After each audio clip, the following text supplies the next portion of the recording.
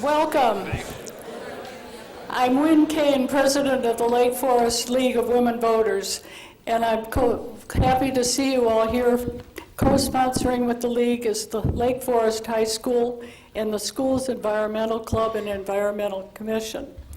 We're delighted you could join us this afternoon for our program, Developments in Climate Change Science and Policy, Obstacles and Opportunities. Before our program begins, may I remind you that the League is a national, nonprofit, nonpartisan organization. The League does advocate and educate about major public policy issues that are important to us, like climate change. We work at the national, state, and local levels with over 800 chapters in the country. Membership in the League is open to both men and women. We offer a variety of activities throughout the year, like voter registration, candidate debates, public programs, and discussion groups. If you're interested in public policy issues or being engaged in the political process, please think about joining us. There are membership brochures in the lobby, or go to our website, www.lwvlfglb.org, or get more information on Facebook. The program this afternoon is being video recorded by William Shellhouse Media and will be shown on our local channel 17 and 19 in Lake Forest. It's on our website or on YouTube. Now, I'm very pleased to introduce to you two Lake Forest High School students, Christina Mercado and Emma Johnson. Christina and Emma are co-presidents of the school's Enviro Club and co-founders of the Lake Forest High School Environmental Commission. They will share a few words about the high school's work on climate change and the environment, and then introduce our co-moderators for the program. Please welcome Christina and Emma.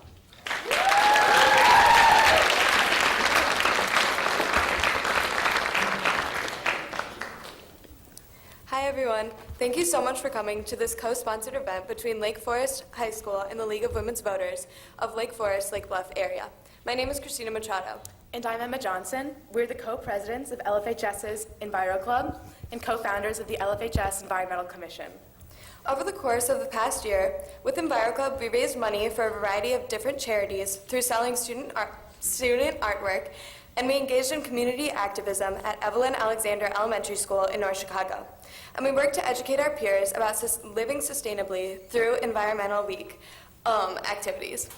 Our Environmental Commission, officially beginning next year, will combine students, staff, and community members, all with the hope of overviewing city and school ordinances and making suggestions so that our campus can become even greener.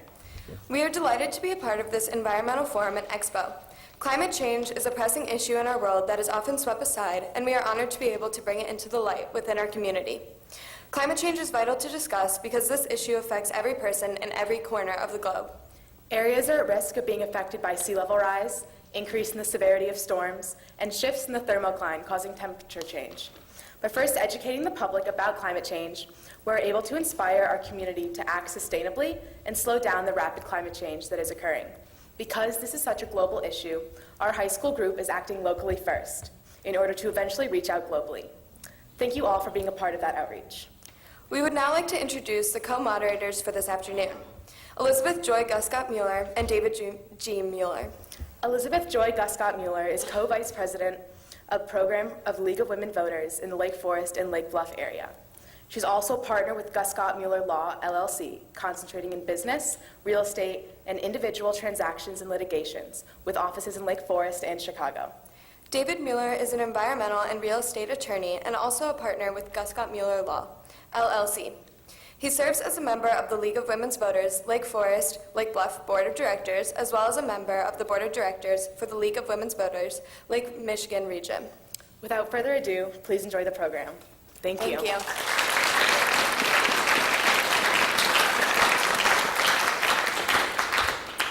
Thank you, Christina and Emma, for that introduction. Welcome. We're so glad that you've joined us this afternoon for this exciting program. I'd like to thank co-vice presidents of program with me, Sharon Borg and Carol Gale, and all of the volunteers who have made this possible, including those from the League of Women Voters and those from Lake Forest High School. The participation has been tremendous, and we're so grateful and delighted to engage in this partnership. I'd also like to thank Dr. Shayla Holland, principal of Lake Forest High School, and teacher Mary Beth Nawar, who is also a League of Women Voters member and who has been indispensable in making this afternoon possible. When you all came in, you most likely saw the tremendous environmental expo out in the hallway, where we have over 20 organizations and student groups and individuals who have contributed time, effort, ideas, and projects to make this a success. Let's give them a round of applause.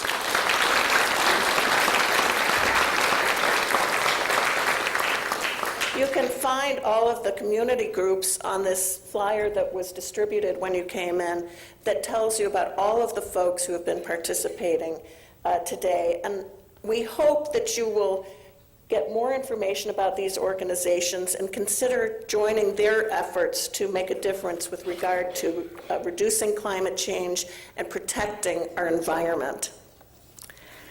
I would also like to thank Dennis May, who is the tech chief here in the auditorium, as well as Bill Shellhouse, who is recording this program for Lake Forest Cable and for the YouTube channel. As Wynn indicated, at the League of Women Voters, we welcome both women and men and students beginning at the age of 16. And we hope that you'll consider joining the League, as it's essential to the preservation of our democracy and making positive change in our country and in the world. Finally, and last but not least, I'd like to thank our panel, Tom Skilling, Professor Don Wubbles, and Attorney Mary Gady for participating this afternoon.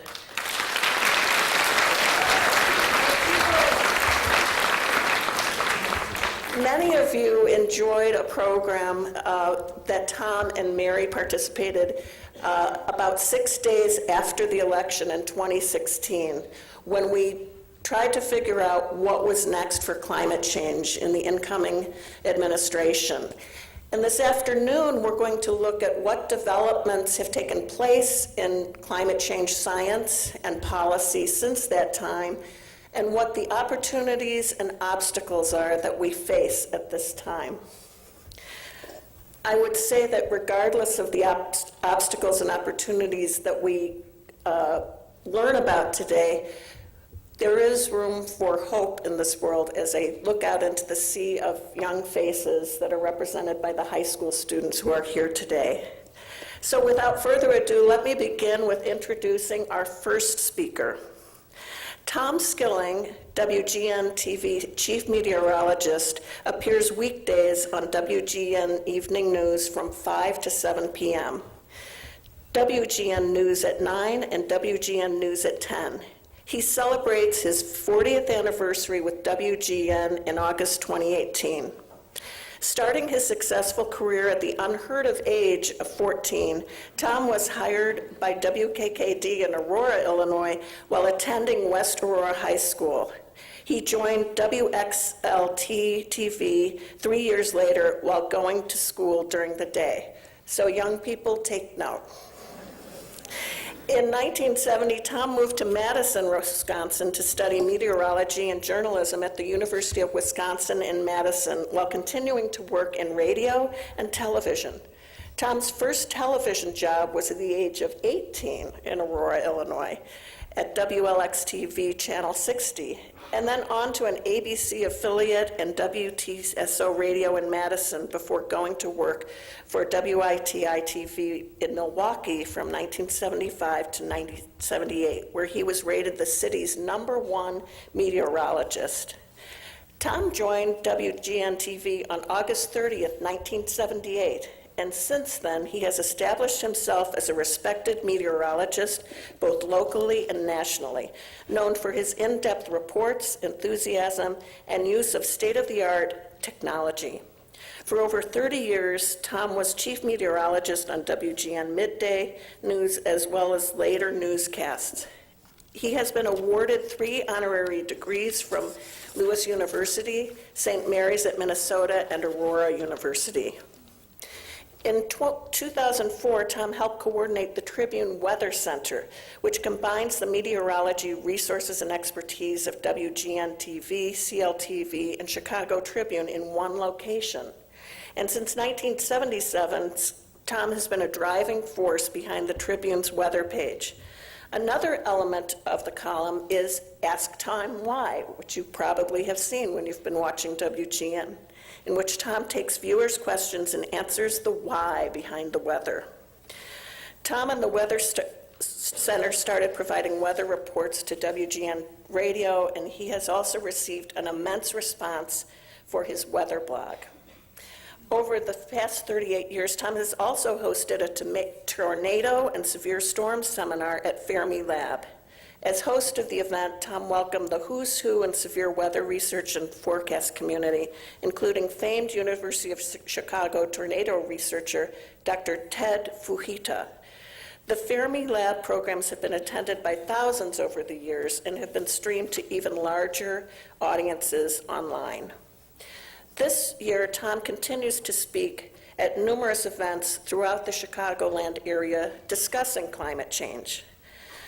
So far this year, he has hosted a talk to 200 area science teachers in Downers Grove, participated in a climate conference in Naperville, and headed to Palatine to address an energy expo sponsored by the Sierra Club, and has worked most recently with the mayor's office several times. He recently emceed a conference of local mayors from across the Chicagoland community who are addressing climate change, as well as awards events for mayors recognizing environmental efforts in member cities. Finally, this June, Tom will be awarded the Illinois Broadcasters Association Award as their 2018 Broadcaster Pioneer honoree. From recording a podcast with Mayor Emanuel about climate change issues to emceeing several events, Tom has maintained a very busy schedule. And I want to, again, mention to you that you'll have opportunities to ask Tom questions. We ask that you take an index card that was either handed out to you when you came in, or if you need a card to ask a question, raise your hand and one of our league volunteers will come down the aisle and give you a card and a pencil. You give it back to them when you're ready, raise your hand, and they will be brought back to our league volunteers and presented by the moderators.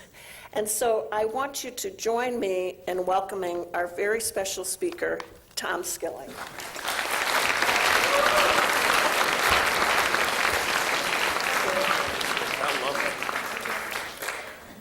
Wow, that was quite an intro. By the way, I know Elizabeth will fill you in on our other speakers. We have Dr. Don Wubbles, Nobel Prize-winning climate researcher from the University of Illinois. He worked most recently a year and a half in the White House under the Obama administration. He heads up the National Climate Assessment. He has been lead author for international groundbreaking and seminal reports on climate and climate science through the United Nations IPCC effort, and was, interestingly, one of the movers and shakers in banning chlorofluorocarbon propellants internationally under the Montreal Protocol that passed in 1987. And Mary Gady, who, I always kid Mary, I said, you know, that smile was surgically implanted, I think. I met Mary, we were on a panel when the city was bidding for the Olympics, and they had a weather panel and other related panels, and that's where I first met Mary. Mary was head of our Illinois EPA, and also regional director of the national EPA, and has her own environmental consulting firm. I know Elizabeth will have a lot more to say, but may I say what a lovely introduction, too, from our young students here, and I'm so happy to see our young people here represented. You know, there's a new survey that came out from Gallup in the last 2 weeks, and it shows young people get it. More than 70% of the young people in this country express concern over the state of our environment, where we're going, much more than any other age group. We old-timers rank lowest. And, you know, I'm somebody who came to this over the decades. I didn't immediately pick up on this, but through my work as a forecaster, I see evidence that you simply cannot run away from, that our climate is changing. Here are some interesting stats. I'm privileged at our station to work with several Weather Service veterans with 40-plus years under their belt, and one of the people I work with is a fellow by the name of Rich Koneman. Rich spent 10 years of his own time committing the entire Chicago climatological database to computer. And this is a database that we look at almost every day. What we're able to do is at the push of a button, ascertain how the weather that's going on right now compares to the 148 years of weather data we have going back to 1871. We can do this daily, we can do it decadally, we can look for trends. And a couple interesting stats that we've broken out here. Chicago winters have warmed 3.6 degrees since the 1970s. Springs have warmed 3.4 degrees since the 1930s. Summers are 2.3 degrees warmer since the 1960s. It's worth noting, too, that 25 of the past 33 months have been warmer than normal. Extreme rain events are up 37% in the Midwest. Think about the last year. Flooding is one of the big indicators here that we already have climate change going. We had a flood early in the summer season through our northern suburbs, and just in February, we had our southern suburbs hit with humongous amounts of rain and terrible flooding. This is becoming a regular event. Heavy rain events are up 71% in the Northeast, 27% in the Southeast, 16% in the Plains. And by the way, we set a new April milestone globally. The month of April becomes the 400th consecutive month globally with a planetary above normal temperature. The last time a month produced a below normal temperature on this planet was back in February of 1985. Globally, it was the third warmest April since 1880. April 2016 and 17 were warmer. 9 of the 10 warmest Aprils have occurred since 2005. These stats from NOAA. And this despite chilly April temperatures, record cool Aprils in Iowa and Wisconsin. 9 states from Minnesota to Mississippi recorded their coldest April low temperature on record. And as a country, April ranked 13th coldest. And yet, Chicago, by the way, recorded its chilliest April since in 111 years and has launched now into a May, which ranks among the 9% warmest Mays on record. In stark contrast, Europe had its warmest April on the books, Australia its second warmest, and NOAA Bass, Pakistan recorded a temperature of 122.4 degrees. That's the warmest temperature in April ever in Pakistan, and very possibly the warmest April temperature on record through the instrument age on this planet. And by the way, it's just interesting, there's a quote on April's global temperatures from Deke Arndt of NOAA's National Environmental Data Center, which is the repository for all the climate and meteorological data in this country. He told USA Today, quote, "We live in and share a world that is unequivocally, appreciably and consequentially warmer than just a few decades ago, and our world continues to warm. Speeding by a 400 consecutive above normal month sign only underscores what is going on." I just wanted to show you a couple things, because when you have a cool spring, the thing you're hit with is what happened to the global warming? You know, it's snowing outside. We have a senator who, when it snowed in Washington, threw a snowball on the Senate floor, thought that was cute.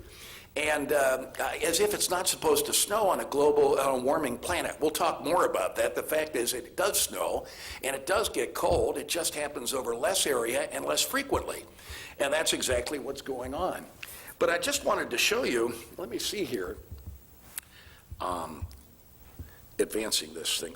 There we go. I want to show you what's going on in the Arctic, courtesy of photographer extraordinaire James Balog, who did a feature called Chasing Ice. He placed cameras throughout the Arctic regions of the world, from Scandinavia through Greenland, Canada, and the United States, and let the cameras sit there for 5 years, went and grabbed the data off them and created time lapses. This is the Columbia Glacier up in Alaska. I went to Alaska the first time in 1980, And boy, I'm having a devil. There we go. And I feel like I'm on television. This happens all the time there, you know. So it's a wonderful training ground for malfunctioning equipment, you know, when you're on television. This is the Columbia Glacier. And I should point out, you see the face of that glacier? That ice is 300 feet from the water, and 1,000 feet goes down into the water. When I went by it in 1980, it looked something like that. It was far closer to the Prince William Sound, to the east of, well, it's between Valdez and Whittier, Alaska, in southern Alaska. But Balog animates this, 5 years of data, and let's see, to turn this on. David, do you? Yeah. Let me run, oh, there we go. Watch this. You'll get, this is going on all through the Arctic regions of our planet. You'll watch this ice recede and disappear. And he'll take you back and then run it forward again so you can recount just how much ice has gone on. He's done this on all kinds of glaciers, and he's put this up on an institute he's created for public use. But watch how the ice disappears right here. It's stunning. As one has gone to Alaska since 1980, what is going on in the Arctic regions of this planet is stunning. The rate at which it's warming, the rate at which ice is melting, and you can see how fast it's disappearing. This is but one glacier. You could go eeny, meeny, miny, mo, and pick any of the ones he's animated, and you'll see the same thing. We'll have some numbers in my talk in just a bit on how much ice is actually melting, and this is raising sea level. But there it is. Now he'll take it forward again. You'll put the ice back in place, and you get some feel for how fast this is dissipating. These mountains, these Chugach Mountains from which this glacier emanates, receive hundreds of inches of snow a year. And over the eons, this massive ice sheet has developed. You know, what's happening is with our Arctic regions warming quickly, there's a lot of research going on this. And it seems to buckle the jet streams more as warm pools develop up in the northern latitudes. And about our cool spring, people, when they say, what happened to global warming, you could honestly say to them it's occurring about everywhere else. You see the blue area right there? See, I don't seem to have the laser here, but it's right over North America. Look at the rest of the world. Here's a closer look at our cool April, but look at the warmth up in the Arctic regions, the warmth in Africa and Asia. Oh, I'm sorry, it's the red button if you want to use it. Red button. I don't think it's working. Oh, there it is, yeah. There's Eurasia right there, predominantly warm. Here's the Pacific Ocean. There's South America. And there's Antarctica right there. And look at this. One of the problems we have are these fires that are burning out in the plain states. This is an aerial shot of one of those wildfires. This has gone on in just the last 3 weeks. There's a terrible drought underway out there. It kills cattle. Even firefighters have perished in this. And of course, the oceans are being affected mightily too. Also, look at a series of, I just at random pulled up year-long plots of temperature around here. Check on these graphics right here. The middle line, the normal line is right there where there's red, the temperatures are above normal. The blue is colder than normal. This is Chicago's plot, and here's our cool April right there. But note how the rest of the year was predominantly warm. Here's the view from Los Angeles, California. Here's the view from Miami, Florida. Warm air predominates. Here's the view from Barrow, Alaska, up in the Arctic regions. Here's the temperature plot for Resolute Bay, up in the Arctic regions of Canada. There is Nice, France. Here's Moscow. Here are the temperatures in Athens, Greece. Here are the temperatures in Beijing, China. And in New Delhi, in India. There's Johannesburg, South Africa. There's the temperature plot for Buenos Aires in South America. There's Sydney, Australia. And you get the picture. I mean, the temperatures are almost uniformly above normal in all these places, despite our little cool spell. So we shouldn't really conclude too much from what's going on outside our own windows at times. You know, the Atlantic magazine put the issue of climate change succinctly in an article within the past several weeks, stating, quote, there have been geological periods where Earth's CO2 levels have been as high or higher than today, but never before In this planet's multi-billion-year history, has so much buried carbon been dumped back into the atmosphere so quickly? Our topic today is serious, it's critically important, it's climate change. How often have we heard the science of climate change, the reality that our climate is changing before our eyes and doing so at a rate even faster than once believed? How often have we heard climate change being debunked? Climate change, what a crock, you'll hear some say. It's snowing outside and cold, so where's your global warming now? Or how about the climate's always changed, so what's the big deal? And of course, there's always, you can't even tell us about the weather tomorrow. Where do you get off telling us what's going to happen years and decades in the future? Not true, by the way. The premise is wrong. Forecasts today are better than they've ever been. And the notion that carbon dioxide is plant food is another thing you hear, a favorite of Rupert Murdoch. That's wrong. Stanford University researchers found increasing carbon dioxide doesn't feed plants, it reduces their growth because along with the CO2 comes heat. Only an increase in nitrogen increases plant growth. There's also the false notion, based on 2 weekly news magazine articles and cover stories back in the 1970s during a period of hemispheric cooling from the late 40s to the 70s. 2 articles. And they claimed that either an ice age was on the way or that the growth of our crops would decrease. In other words, the assessment was that climate scientists were telling us that we're heading for an ice age. This is simply not true. Climate science has talked of global warming due to greenhouse gases with uniformity and without interruption since the 1800s.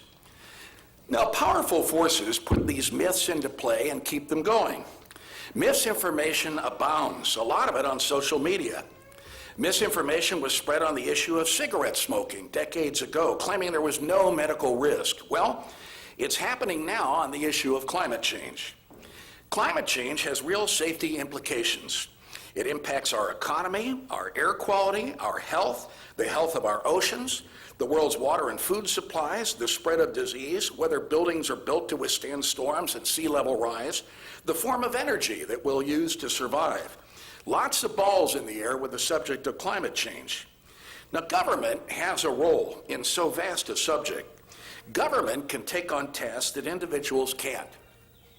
And a myth that comes to the fore every time we have a cold spell or snowstorm, that these developments somehow lay waste to the notion that we live on a warming planet, is just wrong.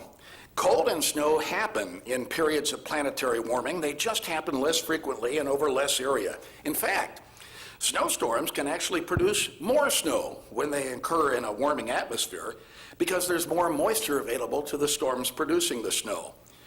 The occurrence of cold and snow can actually have a climate change connection, as with the record cold that hit Europe, closed schools and businesses just several months ago, and then they sprung into April and were breaking all-time warm temperature records in Paris and London and all through Western Europe. A number of climate scientists have long feared that meltwater off Greenland's dissipating glaciers could shut down or inhibit the northward flowing Gulf Stream, which warms Europe in winter. Scientists call this vast oceanic flow the Atlantic Meridional Overturning Circulation, or AMOC, AMOC for short. A new study shows the Gulf Stream has slowed to its slowest rate of movement in 1,200 years. Every serious scientific organization in the world acknowledges that climate change is happening.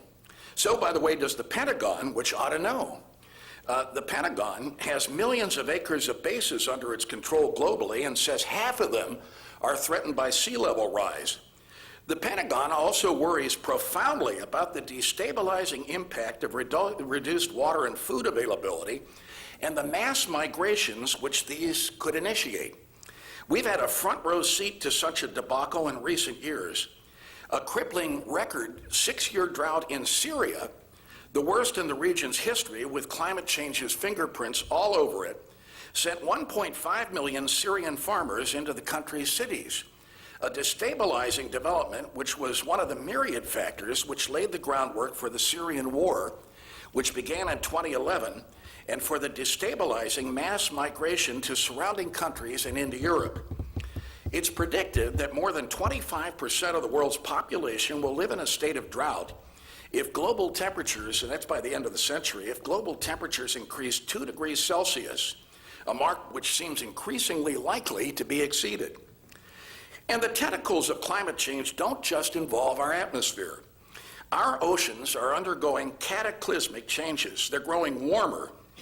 It's that thermal energy which has been supercharging a number of this planet's hurricanes and typhoons. That, it's widely accepted, was seen in the past year's hurricanes that hit the Caribbean and the southern U.S. But it's not just the warmth. The world's oceans are growing acidic because their CO2 absorption from the atmosphere is going on. In the words of one report on the subject, our oceans are suffocating, i.e. growing increasingly oxygen deprived. Some ocean researchers tell us we could be watching the slow-motion destruction of the planet's oceanic ecosystem.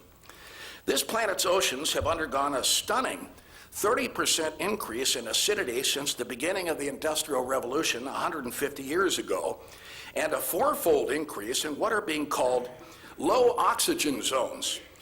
These low oxygen zones have grown by an estimated 2.7 million square miles in the past 2 decades, an area the size of the European Union. We derive food from our oceans, which makes these trends alarming. So often, concerns over climate change are erroneously dismissed with the assertion, the climate has always changed. Well, it has changed, but the implication that what is going on now somehow doesn't bear the fingerprints of human use of fossil fuels has been tackled and definitively disproven. The climate change we're seeing today is profoundly different than the climate change behind this planet's historic ice ages. Climate change today is happening at a speed we've never seen before, 10 times as fast as any over the term of human existence on this planet. This renders the impacts of current-day changes and those to come in the decades and centuries ahead potentially far more devastating and catastrophic. There are 7.6 billion souls on our planet today. By the end of the century, estimates range from 9 to 18 billion. The very manner in which current climate changes are happening is radically different too. Past ice ages were brought on over tens of thousands of years, astronomically, by what are known as Milankovitch cycles, changes in the shape of Earth's orbit around the sun, an orbit which is at times oblong or elongated, and at other periods more circular, changing the amount of energy we get from the sun. The fact that the Earth wobbles on its axis is among the Milankovitch forces at work. Rather than these astronomical shifts, today's climate change is being driven by a wholesale change in atmospheric chemistry, by the addition of greenhouse gases like methane and carbon dioxide. Now, carbon dioxide is insidious. Once produced, because it is chemically stable, in other words, it retains its character and doesn't change form, its warming effect lasts for 500 years, half a millennium, and our oceans drink it up. But there's evidence the top layer of our ocean is growing saturated with CO2, so they may not act as the CO2 absorbers they've been. And the melting of Arctic permafrost may be starting to release some of the CO2 stored in it back into the atmosphere, which would actually speed the warming process. A recent report indicates that even though CO2 production in Alaska, for instance, has decreased, carbon dioxide levels there are rising, suggesting this feedback may already have begun. It's estimated that 30 to 99% of the 8.8 million square miles of permafrost in the Northern Hemisphere will be gone by the year 2100. Climate change isn't some abstract concept dreamed up, as climate science critics contend, to increase government's role in our daily lives. That climate change is underway is a fact that's tragically demonstrable. It's costing both lives and money. The evidence is all around, and it's sobering. In the past few months, temperatures at the North Pole were 45 degrees above normal. Ocean temperatures off Alaska were measured at 7 degrees above normal this past August. And globally, 2017 was the planet's third warmest year. North American snow coverage until this year had been down 11 consecutive years. We've had a little blip up with the cool spring. Arctic ice has continued its meltdown near both poles. Climate changes at the Arctic are occurring at twice the rate as elsewhere on the planet. They affect our weather here in the mid-latitudes by impacting our jet streams, which steer weather systems. It was a pool of abnormally warm air which impacts steering weather currents, or wind currents aloft, that encouraged mammoth superstorm Sandy to crash into the mid-Atlantic with its devastating consequences instead of following a climatologically favored path out to sea. Sea level changes globally have already risen an average of 6 to 8 inches. Now that doesn't sound like much, but the rate of melting in our Arctic regions is increasing. Jeff Goodell, environmental writer and author of the newly released book, which I strongly recommend you read, entitled The Water Will Come, Rising Seas, Sinking Cities, and the Remaking of the Civilized World, paints a scary picture of the world which may lie ahead. This accelerated rate of melting in the Arctic could mean sea levels will rise more than the 3 feet, which is currently predicted by this century's close. A number of scientists think a 6-foot sea level rise may occur if action to slow greenhouse gas accumulation isn't taken. Now this, Goodell says, puts $1 trillion worth of real estate at risk in Florida by the year 2100 and could submerge 1 in 8 homes there, producing a mass exodus away from the coast with all sorts of sociological, economic, and legal implications. Globally, the economic tab on the coastlines and cities submerged could reach $100 trillion by 2100 if action isn't taken. And it's interesting to note, among the areas which could be submerged by rising sea levels by this century's close, reports Goodell, are Cape Canaveral, the Florida Keys, Mar-a-Lago, the Crocodile Nests of Florida Bay, the Norfolk, Virginia Naval Air Station, Fort Sumter, South Carolina, Facebook headquarters in Silicon Valley, and globally, entire nations like the Maldives and Marshall Islands, the slums of Jakarta in Indonesia, the mangrove forests of Bangladesh, home of Bengali tigers, and even St. Mark's Basilica in Venice, Italy. The ice melt is taking place in the Arctic and driving current and projected sea level rises, and it's occurring at a jaw-dropping rate. Melting's occurring faster than at any time in at least the past 1,500 years. 340 trillion tons of ice have melted in Alaska. That's since 1994. That state loses 75 billion tons of glacial ice a year. This can be measured now by satellites. 1 trillion tons has melted in Greenland in just the 4 years from 2011 to 2014.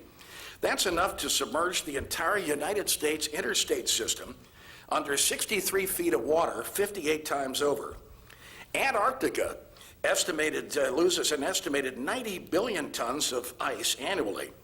The largest iceberg ever recorded, one the size of the entire state of Delaware, broke off the icy continent in the past year.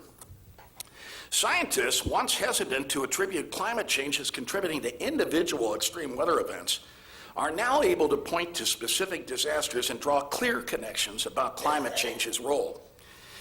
2017 was the most expensive year of any on record, and we have records going back to 1980 on cost of climate and weather disasters and the damage they cause.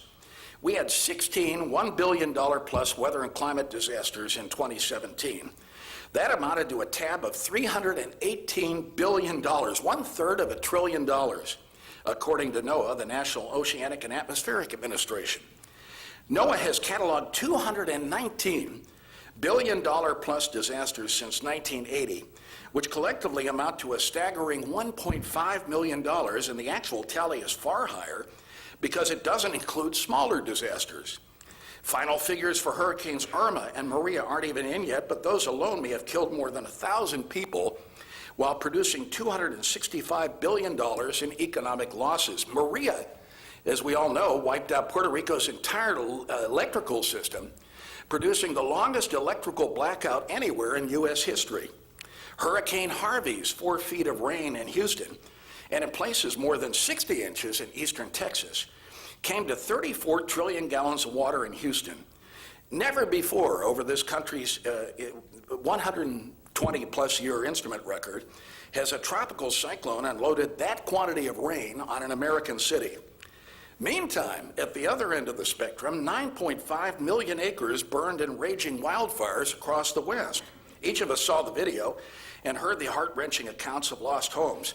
The cost for fighting those fires, and this is all being picked up by the American taxpayers or the people to whom we leave the debt, the cost for fighting those fires reached $18 billion. So this notion that climate change isn't happening or having an impact on us is lost on apparently some people who don't think about who's paying for all this. Recurrent floods and droughts are calling cards of climate change. Extreme rain events are up 37% in the Midwest. 9 of the 10 biggest one-day rain events in this country have occurred since 1990. Every degree Fahrenheit that the global temperature warms increases the atmosphere's water content by 4%. There's been a tenfold increase in the population impacted by flooding globally. Yet at the same time, drought-gripped sections of Africa, it's been so dry in Cape Town, the city could run completely out of water by April. And we talked about the temperatures. 17 of the planet's 18 hottest years have occurred since 2001. San Francisco last fall had a 106-degree temperature, the hottest ever recorded in that city. Late season 90s and 100s amid roaring Santa Ana winds in California laid the groundwork for the fires so much in the news. And in the past several months, Sydney, Australia was baked by its hottest temperature on record, 47 degrees Celsius or 117 degrees Fahrenheit. Moving forward, that country's multi-billion-dollar tourist industry in the decades to come is of concern. Heating and acidification of the oceans are destroying the famed Great Barrier Reef, a huge attraction. Recent study pointed out that warm water 2 years ago killed 30% of the Great Barrier Reef, and once it's gone, it's gone. Here's what's truly sad and very concerning in this country, knowing what we know about climate change.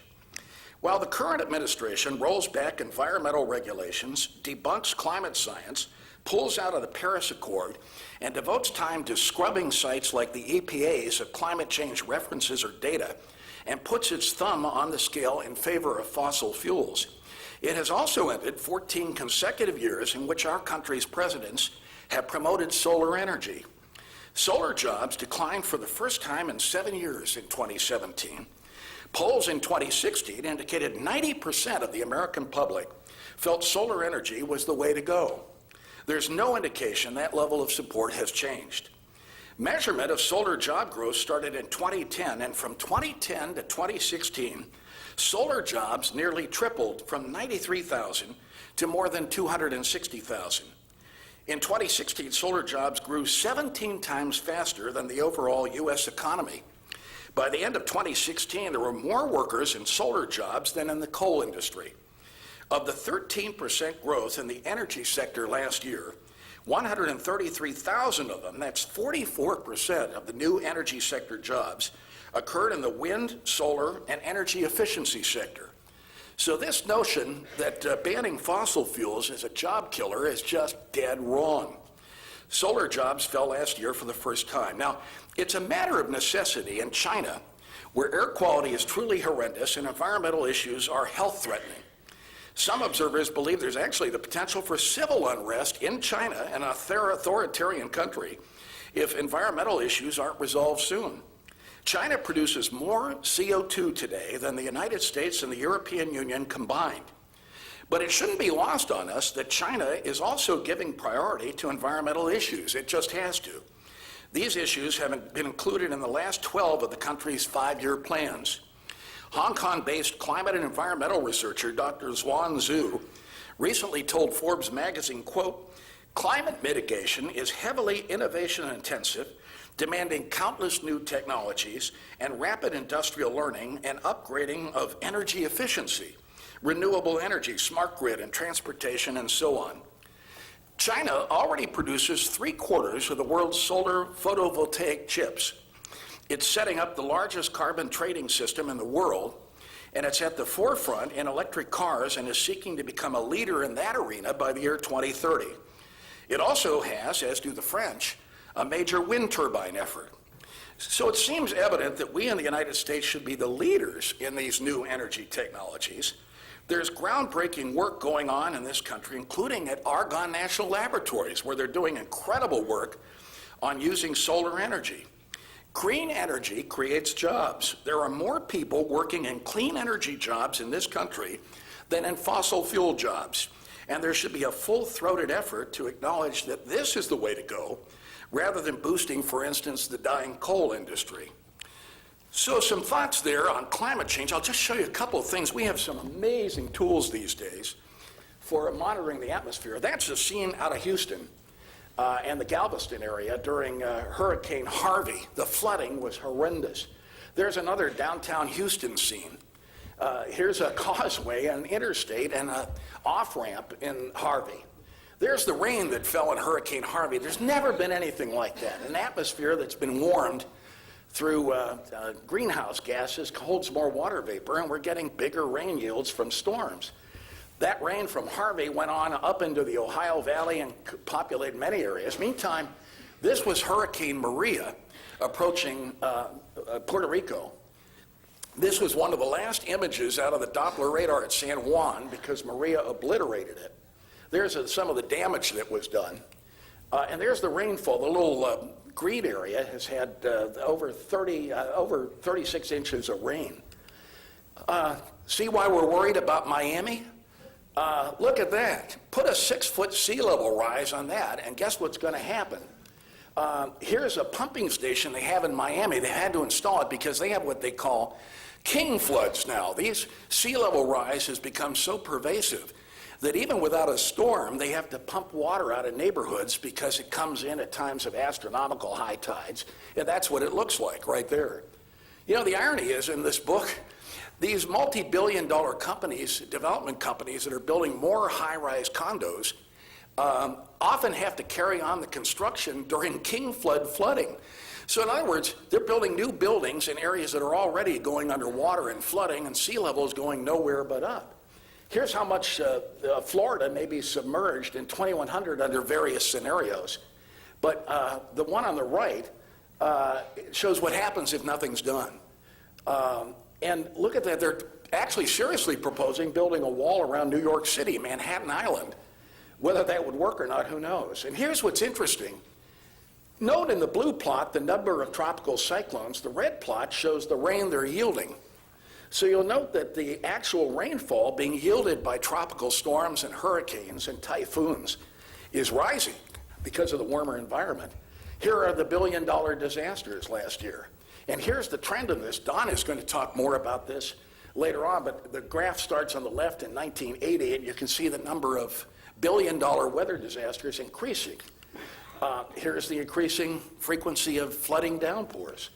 And here's a decadal breakout on how rainfall is changing by decade, starting on the left in the 1900s, and you can see how there's been rapid increase since then. Locally, this is the water storing reservoir that the Water Reclamation District has set up. And you can see the empty reservoir at the point it was first opened. And thereafter, the flooding rains that occurred in February, they put the water in there and hold it rather than releasing it with sewage into Lake Michigan so they can process the water and put it in cleanly. This is flooding from the flooding in the southern suburbs in February. And here's the flooding. This is northern Indiana. That's a Target shopping center. Now, kind of interesting here. This is a 5-day loop of Hurricane Harvey's rains. And if I do this right, so this is 5 days worth of rainfall, and Houston sits, let's see if I can get the little dot here. I don't see it, but at any rate, you can see Houston up there. And watch how it goes ashore, not far from Corpus Christi, and then upper steering winds were weak, so it just sat there and kept feeding band after band of rain. There's a little break in Houston, and boom, here comes another one. And boom, here comes another one right there. And boom, here's another one right there. This goes on day after day after day. You know how heavily it rains in a single thunderstorm. You know how strong the winds get in a thunderstorm. But in a hurricane, you get like the peak winds of a thunderstorm, a severe thunderstorm, and they blow for hours, if not half a day. And look at this. It's still raining in Houston, right there. Here is, this is kind of cool. This comes out of the University of Wisconsin, the Sims folks up there. And this is Hurricane Maria off our new GOES-16 weather satellite, which is amazing. Whoops. So amazing it changed the slide. Let's see here, did I do that right? There we go. Thank you, David. Now watch this. This is kind of cool. This is what we call, this new GOES 16 satellite is amazing. Has lightning detection on it, sends back 5 times the resolution, infrared imagery like that on the right. This is Hurricane Maria going into Puerto Rico. If you had set out to make a hurricane move across Puerto Rico in the most devastating way, this is the track you'd have put it on. And then you can see the visible imagery, how the eye closes up as there's interruption with the low-level circulation by the mountains there. But this thing just crawled across the island, and the rest is history. That island is still not back anywhere close to normal. They have a tree fall across a power line. Obviously, the electrical grid was in trouble anyway because of financial difficulties, but put a storm on top of it. You know, what's amazing is these are hurricane-experienced areas. Puerto Rico's had devastating hurricanes. So have the Caribbean islands that have been knocked out totally. Their tourist industry decimated in some of these islands. You can go out there and put on goggles and snorkel and see shipwrecks that occurred back in the 1700s in hurricanes. And yet there's something about the breed of storm that has hit in the last year that is beyond anything. And we know for a fact this is Maria and Irma together were among the most powerful hurricanes ever to occur in the Caribbean. Only its rendezvous, Irma's flirting with Cuba a little bit before it went into Florida, saved Florida the full impact of that storm. So lots going on. It's a serious problem. And don't let anybody tell you this is a hoax. It isn't a hoax. The only hoax is that there's a hoax, honestly. And the people saying that, by the way, check their credentials. We have people running agencies that are dismantling our environmental laws that have no science background. They have PhDs in philosophy or law degrees and poli-sci degrees. These people don't know anything about, and that's true of the commentators on mass media, who are the loudest debunkers of climate science. We've got a problem here, and together we can do something. We could even create jobs and become the world's leader in the new technologies and clean fuels. That's what we ought to be doing. At any rate, those are my thoughts. Thanks for listening to that. I know it's long.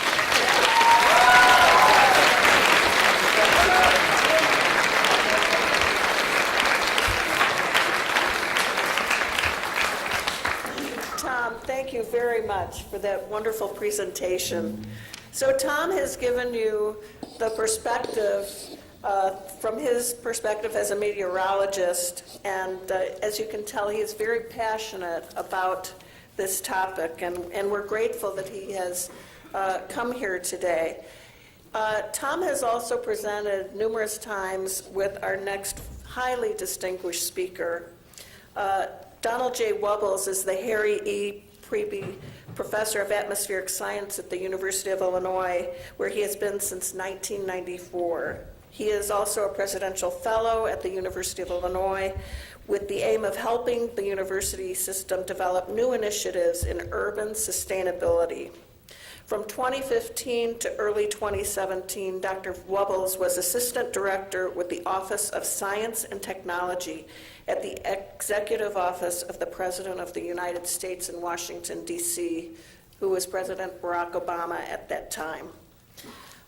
He has headed the Department of Atmospheric Sciences at U of I from 94 until 2006. And at the University of Illinois, Dr. Wubbles led the development of the School of Earth, Society, and Environment and was its first director.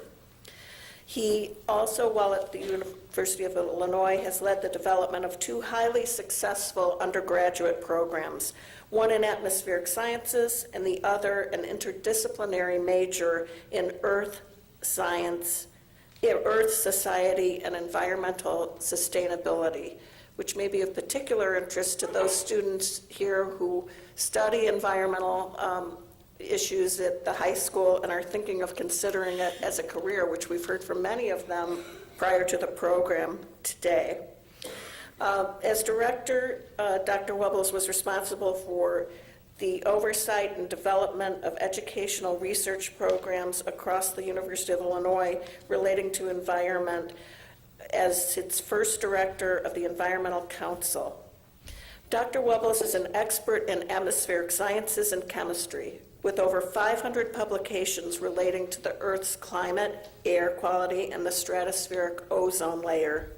However, his work goes beyond that through providing analyses and development of the metrics used in national and international policy, and in developing analyses for understanding climate impacts on society and ecosystems, plus potential resilience and societal responses. He has co-authored a number of international and national scientific assessments, including those by the Intergovernmental Panel on Climate Change. And he helped lead the 2013 IPCC International Assessment of Climate Science and the 2014 U.S. National Climate Assessment. He is currently co-leading a special report assessing the science of climate change as a prelude to the fourth U.S. National Climate Assessment, and is leading a chapter of the NCA4. Would you please join me in welcoming our distinguished speaker, Professor Donald Wubbels. Thank you. Like Tom said, I would thank you all for being here. A quick comment for all the students in the audience. You know, when I was your age, I loved science and math. And imagine 50 years later, that's what your career has been, the thing you love doing. It's been fantastic. I was lucky while I was a beginning graduate student at the University of Illinois in engineering to discover the atmosphere.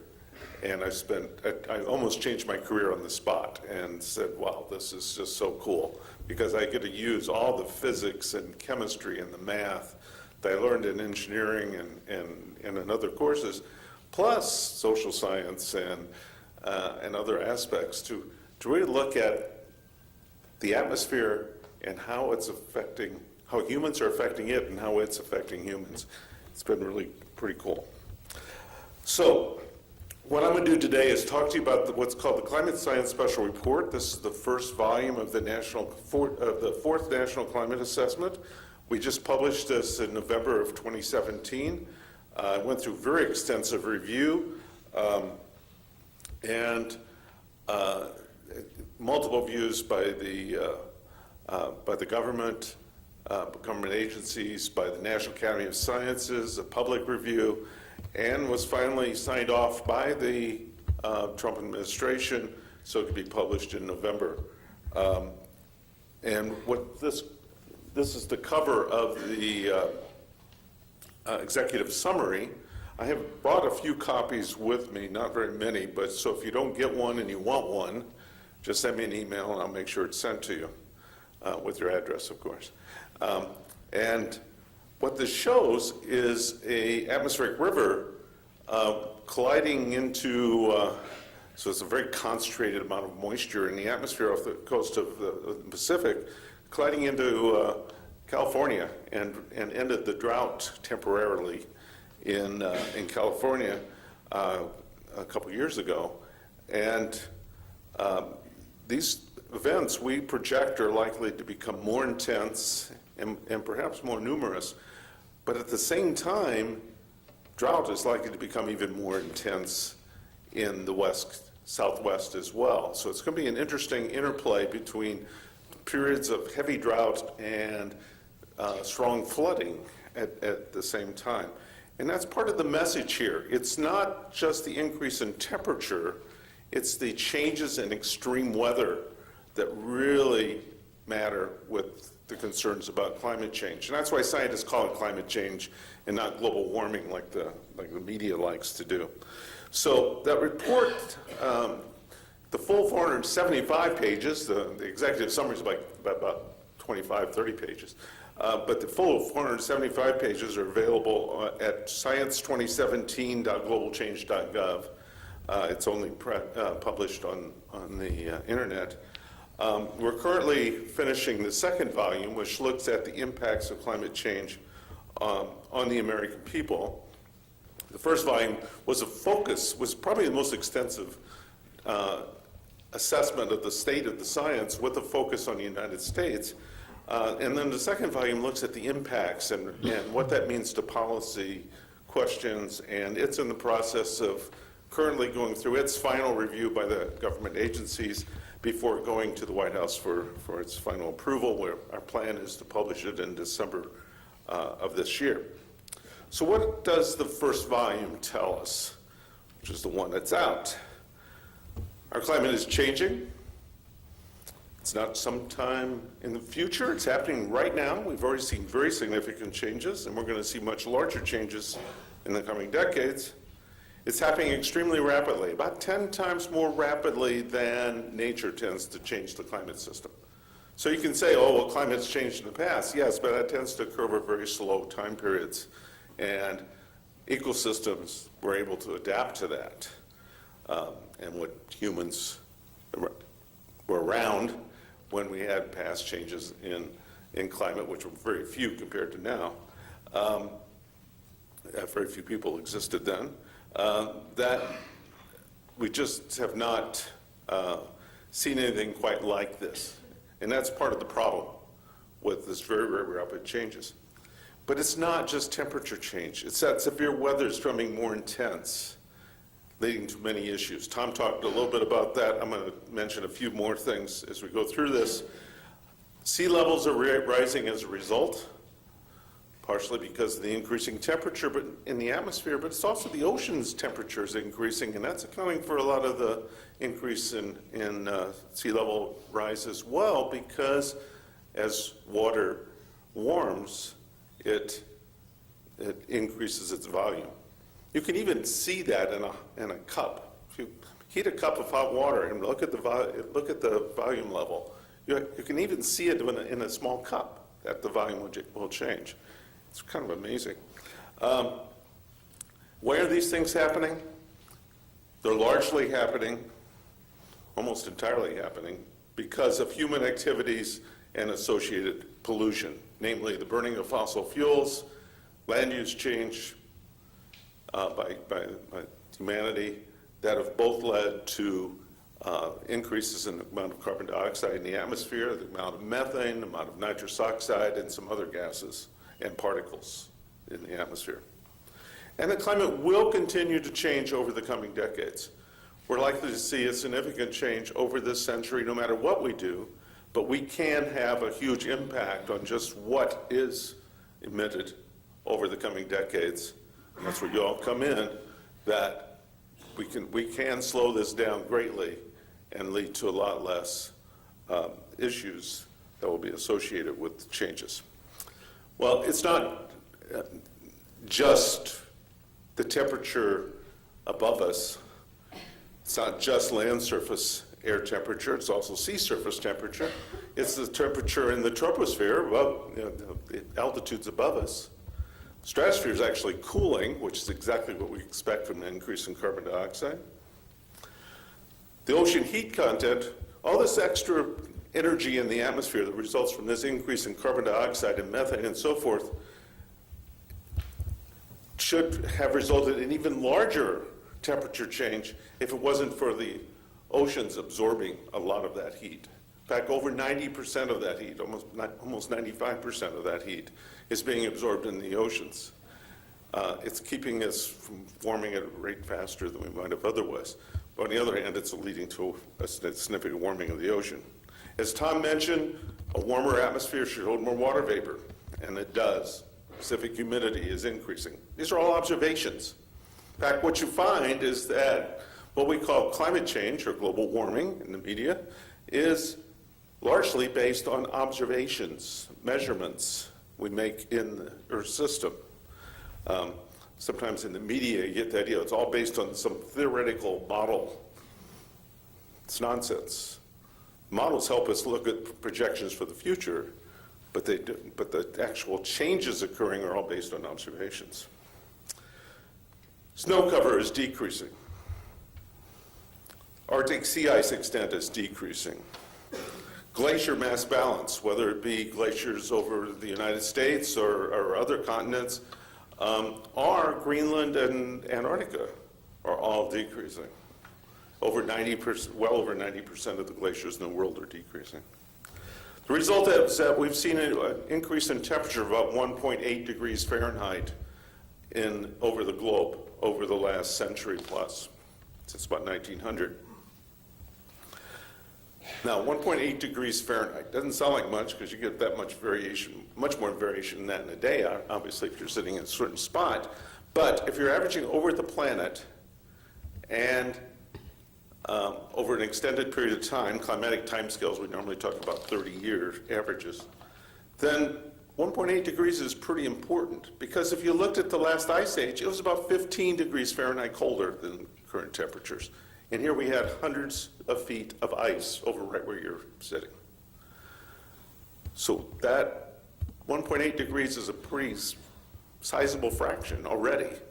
And yet by the end of this century, we may see another 5 or 10 degree Fahrenheit increase in temperature,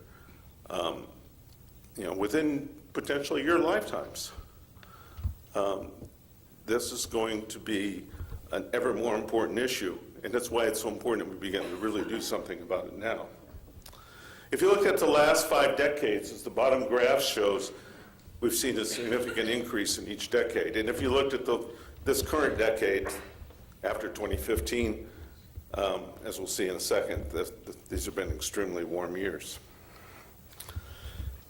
If you put that temperature record on top of the record going back over the last 2,000 years using proxies for temperature, in this case for the Northern Hemisphere, you see that the current temperatures are much higher than anything we've seen in the last 2,000 years since the time of Christ. We can only go back about that far over the globe because the proxies started getting too noisy before that. We have some idea what the temperatures were like going back well before that, 20,000 years and more, but it's difficult to put together a really accurate record like this is. Nonetheless, in that proxy record, you can see the medieval warm period where humans were living in southern Greenland. It was a little warmer than the average. And yet, you can also see the Little Ice Age, which is an extensively cold period over North America and Europe especially. And what was called the Little Ice Age was not due to the sun, as has been often speculated. It's actually more likely have been due to very large volcanic eruptions which affected ocean circulation patterns and caused a cooling throughout much of the Northern Hemisphere. And so here we are today with temperatures much above that average that humans have seen over. And here, all this has really happened mostly over the last 50, 60 years. If we looked at the planet, we see that 2016 was the warmest year in record. 2017 actually was either the second or third warmest, depending on whose analysis you believe, NOAA or NASA's. And they're very close to each other, so it's very close to 2015. 2015 was the second warmest year in record. It's probably now third or fourth. And 2014 was the warmest year before that. So all the warmest years on record have occurred largely in the last 25 years. In fact, 16 of the 17th, 2017, by the way, as I mentioned, was again one of the warmest. 2018 so far looks like it's going to be probably a third or fourth warmest year in record. 16 of the last 17 years are the warmest years on record for the planet. The one exception was 1998, and that was because of a very strong El Nino event. El Nino years tend to be warmer, whereas La Nina years, like we actually went through a couple years ago, tend to be colder. Across the planet, the land areas tend to increase the temperature the most because the oceans have a very large heat capacity, so they warm at a much slower rate. And the highest changes actually have occurred in the Arctic, occurring about twice the rate of the rest of the planet. Doesn't show up well on this graph, though, because we don't have data to be able to make a global map for the Arctic going back to the 1901 time period. Measurements really started there in the 1940s. But the rate we're seeing now is much, much faster in the Arctic than anywhere else. And that's for good reasons, but we have what's called the ice albedo feedback. As ice disappears, it leaves more land and absorbs more sunlight in that region. There is one major exception. It doesn't show up very well here, but there actually is a blue area, which is calling it cooling, off the coast of Greenland. And that's in large part because of the melting going on in Greenland and from the sea ice, putting a lot of fresh water into that region. That fresh water on top of the salt water is actually causing a decrease in the circulation pattern in the Atlantic Ocean and causing a small cooling effect at this point in that region. So, if we looked at the United States has also increased about 1.8 degrees Fahrenheit over the last century. And most areas of the United States have seen an extensive warming. The one exception is the Southeast. We think that's in large part due to the fact that there was a deforestation of the Southeast in the 19th century, followed by a reforestation in the 20th century, which tends to cause a cooling effect there. But it can also be related in somewhat to changes in the circulation patterns in the atmosphere. And so we're still trying to sort that out. But most of the United States has seen a very significant warming. Now, significant warming should result also in an overall increase in precipitation. And in fact, we've seen an increase in precipitation in the United States about 4% over the last century. But that is not distributed evenly. Basically, around the world, the drier are getting drier and the wet are getting wetter. And so the Midwest and Northeast are tending to get much more precipitation than previously, while the Southeast and Southwest are tending to get less, largely related to where's the atmospheric circulation patterns.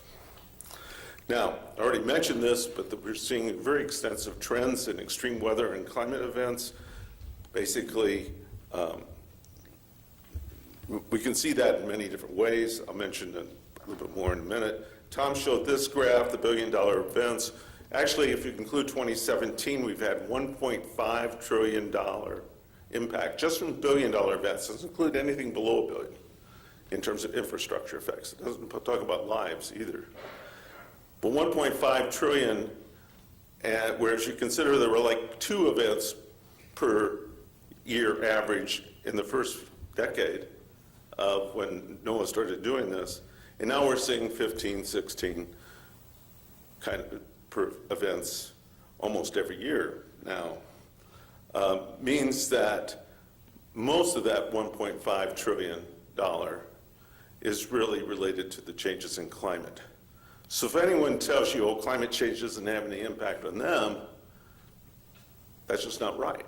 Climate change is impacting us all because it's affecting our taxes. It's there, it's just hidden. Now, what we're seeing is an increase in the amount of heat waves worldwide and in the United States, particularly since the 1960s in the United States, well over the last century globally. A decrease in the amount of cold waves, so colder events tend to occur less often. As Tom mentioned, more precipitation is coming as larger events. So when it rains or it snows, it's more likely to be a larger event than it was in the past. We're seeing that very clearly. You know, I'm a farm boy from southern Illinois originally, and farmers notice that effect. They really notice the changes in precipitation patterns. We're seeing, as a result of those changes in precipitation patterns, we're also tending to see more flooding, particularly in the Midwest and the Northeast, and more droughts, more drought-type events in the Southeast and the Southwest, particularly. As a result of the combined increase in heat and drier conditions in the west. We've been seeing this increased intensity of wildfires that Tom mentioned. We're seeing more intense hurricanes. When we get a hurricane, we're particularly, the past data is not so great for that, but overall. But the analyses and theory clearly suggest that hurricanes in the future are likely to be more intense. Tornadoes, we still have unclear questions about. We are seeing more outbreaks, which means a larger number of tornadoes when we get a tornado in the same area. And newest study from one of my students is that we're also seeing more intense hail than in the past. Now, we'll talk a little bit about sea level rise in a minute, but before we do that, which is one of the outcomes from all these changes occurring in the climate system, why are we seeing these observed changes? Many lines of evidence demonstrate that human activities, especially the emissions of greenhouse gases, CO2, methane, et cetera, are primarily responsible for the observed changes. For the period extending over the last century, there are no credible alternative explanations. This is a statement we make in this latest assessment, this fourth National Climate Assessment. There are no credible alternative explanations supported by the extent of the observational evidence. It's not the sun. Solar output changes and natural variability can only contribute marginally to the observed changes in climate over this time period. There are no natural cycles that can explain the observational record and the increase in temperature we've seen. Again, in the media, you often say, oh, well, it's just natural cycles. Well, there are no such natural cycles that explain what we've seen. And if you were to do an analysis of the forcing on the climate system due to the increase in greenhouse gases, compare that to the natural forcings, you get a picture like that on the left, which goes back to the beginning of the industrial age and shows that there's been a very significant increase in the amount of greenhouse gases and the forcing on the climate system result. You got very little change in the sun or the cooling effect we can expect from volcanic eruptions. Volcanoes emit sulfur, which in the atmosphere turns into sulfuric aerosols, which reflect sunlight. Now, the reason we know the sun doesn't do that, we've had very accurate measurements of the sun from satellites for the last 40 years.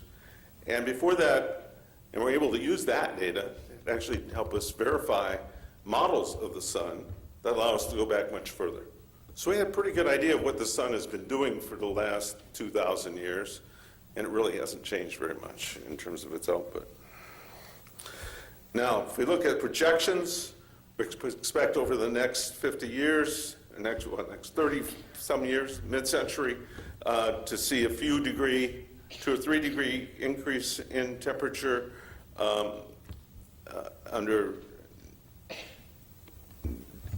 it depends on what emissions we make. So we looked at several different emissions cases in this assessment. The high case assumes that we continue heavily using fossil fuels. The low case assumes we very rapidly move away from the use of fossil fuels by mid-century. And in that case, we're talking about 2 to 4 degree temperature increase Fahrenheit over the continental United States, and more like 4 to 6 or so with the higher case. By the end of the century, you really see a big difference between these two scenarios, where we're talking more like 4 to 6 degrees in the low case and 8 to 10 or more degree Fahrenheit increase in the high case. That's a very significant difference in our weather system, in our climate. Again, we expect the dry to get drier and the wet to get wetter, and our region here is likely to be wetter, except in the summer. We expect an overall drying throughout most of the United States, and with the increased temperature and the increase of transpiration that implies, it's going to be interesting to see what that does to crops in the Midwest. To give you an idea of this is by mid-century, what about the number of days above 90 degrees? Well, we expect basically in the high case, an extra 1 to 2 months of 90-degree days plus, but more like 2 months. And days below 32 degrees Fahrenheit, probably a month less, equivalent number of days. So it's a very significant effect, and that's just over the next 30 years. Sea level rise. We've already seen about 7 to 8 inches since 1900, increase in sea levels around the world since 1900. We're also seeing an acceleration in the rate. There was a recent study, not a study at all, there was a recent article that appeared in the Wall Street Journal by a 93-year-old one point, I might have considered Fred Singer to be a scientist. He hasn't been a scientist for well over 30-some years. But he's been a climate denier for much of that time period. And he claimed in this Wall Street Journal article that we don't know why the sea levels have risen. He agreed that sea levels have risen and that they accelerated. He somehow connected it back to World War II. It was a pretty strange article. But the reality is we understand quite well. If you take into account the amount of warming, the increase in ocean temperatures, and the expansion you get from that, plus the melting occurring in the from glaciers, and the large masses of land ice in Greenland and Antarctica, we have a pretty good understanding of why things are changing. Now, over this, some other things are happening. Over this century, we can expect another 1 to 4 feet of sea level rise, largely because of the melting in the land masses, Greenland and Antarctica.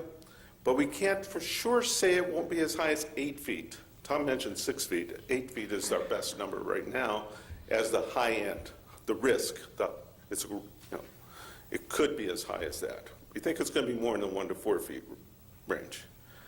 The reason we can't for sure say it's not going to be as much as 8 feet is because of what's happening in the West Antarctic ice sheet. It's melting at a much faster rate than we thought it should be. And it's largely because the ice underwater is being undermined by the melting in the ocean, the warmer oceans. At the same time, there's about a quarter of that CO2 that ends up in the atmosphere ends up in the oceans, and it's acidifying the oceans. So the oceans are becoming less basic. That's affecting shellfish already around the world. And we're seeing this changes in the ocean circulation I already mentioned. Well, we're seeing many impacts of this. I won't talk about impacts today because we easily could have done much more on that. However, the larger the changes, whether we follow that high scenario or a lower scenario, or even lower than the one I showed, if we really try to take Paris Agreement to this next level to say, look, we really got to control this, we can do so. We can be lower than the rate I showed you there. We could also end up higher if the world were to continue to very heavily use fossil fuels. But anyway, the higher the temperature change, the higher the climate change, the larger the impacts in society are going to be across the board, whether it be in water, agriculture, health, et cetera. I'm going to end with one last statement. Sir David King, somebody I've known for years, head of the chemistry department at the University of Cambridge. Then he became the science advisors for 2 different UK prime ministers. And Tom and I met with him actually at one of our talks Tom and I were giving here in Chicago. He came to it because he happened to be visiting Chicago at the time. And Sir David King, in a talk about 3 or 4 years ago now, said climate change is not the biggest challenge of our time. It's the biggest challenge of all time. It's an expression of why we need to be taking this all very, very seriously. And I'll leave it there.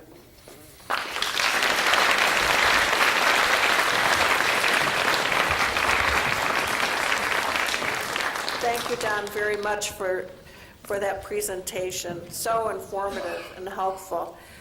Our next speaker is going to provide us with the impact of the discipline on law and how this figures into the climate change discussion. Mary Gady is currently the president of Gady Environmental Group, LLC, an international consulting firm that provides strategic advice on energy, climate, and environmental issues. From October 2006 until June 2008, Ms. Gady served as the Region 5 Administrator of the U.S. Environmental Protection Agency under the Bush administration. Prior to her presidential appointment, she was a partner in the environmental practice group of Sonnenschein Nathan Rosenthal in Chicago. Previously, Ms. Gady was the director of the Illinois Environmental Protection Agency under Governor Jim Edgar. And during her 8 years there, she was co-founder of the Environmental Council of the States. Ms. Gady has held other senior management positions in the U.S. Environmental Protection Agency as well, and has served in key areas such as emergency response, Superfund cleanup, and air quality. She served as the Deputy Administrator of the U.S. EPA's Office of Solid Waste and Energy Response in Washington, D.C., and in 2008, Mary Gady was awarded the prestigious Richard Beatty Mellon Environmental Stewardship Award by the Air and Waste Management Association. She has served on the National Advisory Council of the National Climate Assessment in 2014 during the Obama administration, and she serves currently in the Next Grid Illinois Commerce Commission initiative. Please join me in welcoming Mary Gady.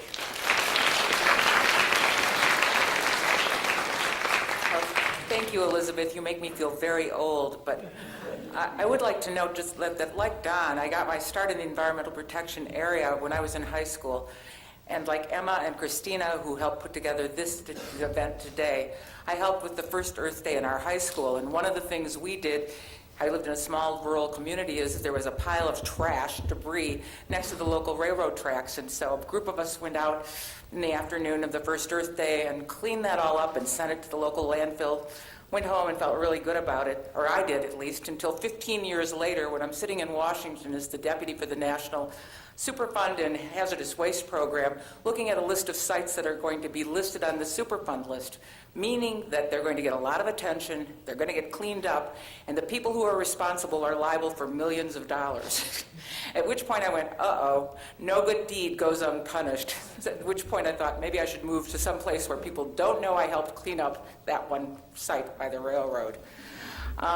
Today's event is really important, really crucial, and I want to thank the League of Women Voters and I want to thank Lake Forest High School for recognizing this as one of the most urgent issues of our time. It's an existential issue, and to solve it's going to take our collective efforts and a lot of political will. We're not going to be able to solve it without getting political at both the local, regional, national, and international government levels, and that action has to start with you. So even I can't emphasize enough how much it's important into this kind of global issue in which all contributions anywhere in the world go into this atmospheric chemistry that we've been talking about that causes global warming and all the side effects that both Tom and Don have so eloquently talked about. In order for us to deal with this, we have to take individual personal actions. And I know that in your environmental expo today, there were lots of handouts and examples of things that you can do in your home and in your business to address some of the issues with our own carbon footprint. The first thing I urge you to do, though, is go online and use one of the sites that help you figure out what your carbon footprint is. It'll give you a better idea of what you personally can do to solve it. And there is a guide that I personally like because it resonates with me. And that is, the United Nations has out a guide called A Lazy Person's Guide to Saving the Planet. And it's got some wonderful solutions and things you can do while sitting on your sofa and elsewhere. And I think this kind of individual action, when you repeat it over the hundreds of millions of people across the world, actually does make a difference. But there is a sad reality. The situation is so dire, the climate is changing so rapidly, as Don talked about, that we need to have government concerted action at all levels to actually address it, slow it, and stop it. We are going to need government regulation, and we're going to need government mandates to do it. So Tom and Don very graphically and eloquently framed the current state of climate science and its impacts globally and locally. Well, my job is to talk about the actions and policies we can take to slow down the increase in climate emissions, carbon emissions and other greenhouse gases going into the atmosphere, and slow it down, eventually stop it as soon as possible. I think that this is really going to be important, and it's what's called in the climate parlance mitigation. So what we need to do is mitigate the putting of greenhouse gases into the atmosphere. You may have noticed, and you may already know, that there are more greenhouse gases than carbon. As a shorthand, we tend to talk about carbon as the major cause and source of climate change. It's because it's 84% of the total in the atmosphere. It's the most abundant greenhouse gas. But methane, as Tom mentioned, and I'll talk about that more in a few minutes, is another significant greenhouse gas. There's nitrous oxide, there's hydrogen sulfur, I always do this wrong, sulfur hexafluoride, perfluorocarbons, and other things. And so there's a whole array of chemicals out there that trap heat, infrared heat, into our atmosphere and cause the temperature to rise. One of the things that you should know is that this isn't a new issue. We tend to think of it as something that's only surfaced in, say, the last 20 or so years. But the reality is, if you go back and do research, even in the 1960s, I found the most amazing report from the Johnson White House. It's from the Environmental Pollution Panel of the President's Science Advisory Committee. It's a report to the President on restoring the quality of our environment, and it has a whole appendix dedicated to atmospheric carbon dioxide. And it has, amongst that appendix, it has other possible sources of carbon dioxide, other possible sources, other possible causes and reactions of carbon dioxide, oceanic warming, burning of limestone. Oh, excuse me, I'm reading the wrong one. Okay, let me do this. Other possible effects of an increase in the atmosphere of carbon dioxide. Melting of the Antarctic ice cap, rise of sea level, warming of seawater, increased acidity of fresh waters, and an increase in photosynthesis, all of which we knew 50 years ago. Several years later, during the Nixon administration, a memo went to the president, or actually to Bob Haldeman, who was one of the Watergate stars of notoriety, who served some prison time for his Watergate effort. It came from a gentleman named Daniel Patrick Moynihan, who ultimately became a very prestigious U.S. senator. And in it, he said this. He said, "We are aware of the fact," here I'm going to read it exactly. It was in 1969, and the memo urged the administration to get NATO involved in creating a worldwide monitoring system for carbon dioxide, warning that, and this is a quote, "man has begun to introduce instability in the carbon cycle by burning fossil fuels, potentially leading to an increase in the Earth's temperature of 7 degrees Fahrenheit and sea level rise of 10 feet. And then this is a quote, because as many of you remember, Senator Daniel Patrick Moynihan was quite a wit. "Goodbye, New York, goodbye, Washington, for that matter, and we have no data on Seattle." But this is in 1969. So it should come as no surprise to you that the world's first concerted actions to address climate change took place in 1992 in Rio de Janeiro at the first Earth Summit. And it was there that the United Nations created a document that was signed by all of the countries participating in that summit, some 190 of them, called the United Nations Framework Convention on Climate Change, the UNFCCC. This remains 30 years later the legal structure in which all the international debates on climate change takes place. So when you hear about people gathering in December every year at Conference of the Parties, it's under the UN framework that was established in 1992. By 1997, the parties to that convention had come together and created the Kyoto Protocol, the first ever international treaty to address climate change. It was a huge step, and it was fundamentally flawed, and quite frankly, did not work particularly well, and we have taken 20-some years to sort of rectify the problem with the Paris Accord that was finally adopted in Paris in 2015. But let me tell you why, because it's an important factor associated with climate change from a political policy perspective.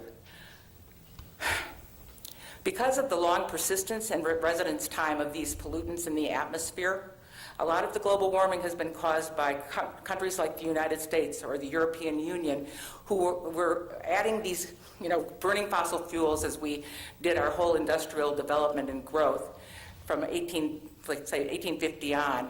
And they're still in the atmosphere. Don was whispering to me, sort of, Tom, you were talking about methane being 500 years. Don actually says it could be as much as thousands. CO2, Yeah. first lifetime is 100 years, the second lifetime is several thousand years. So some of these persist for thousands of years. So the part of the problem we're having is pollution that we as industrial nations put into the atmosphere.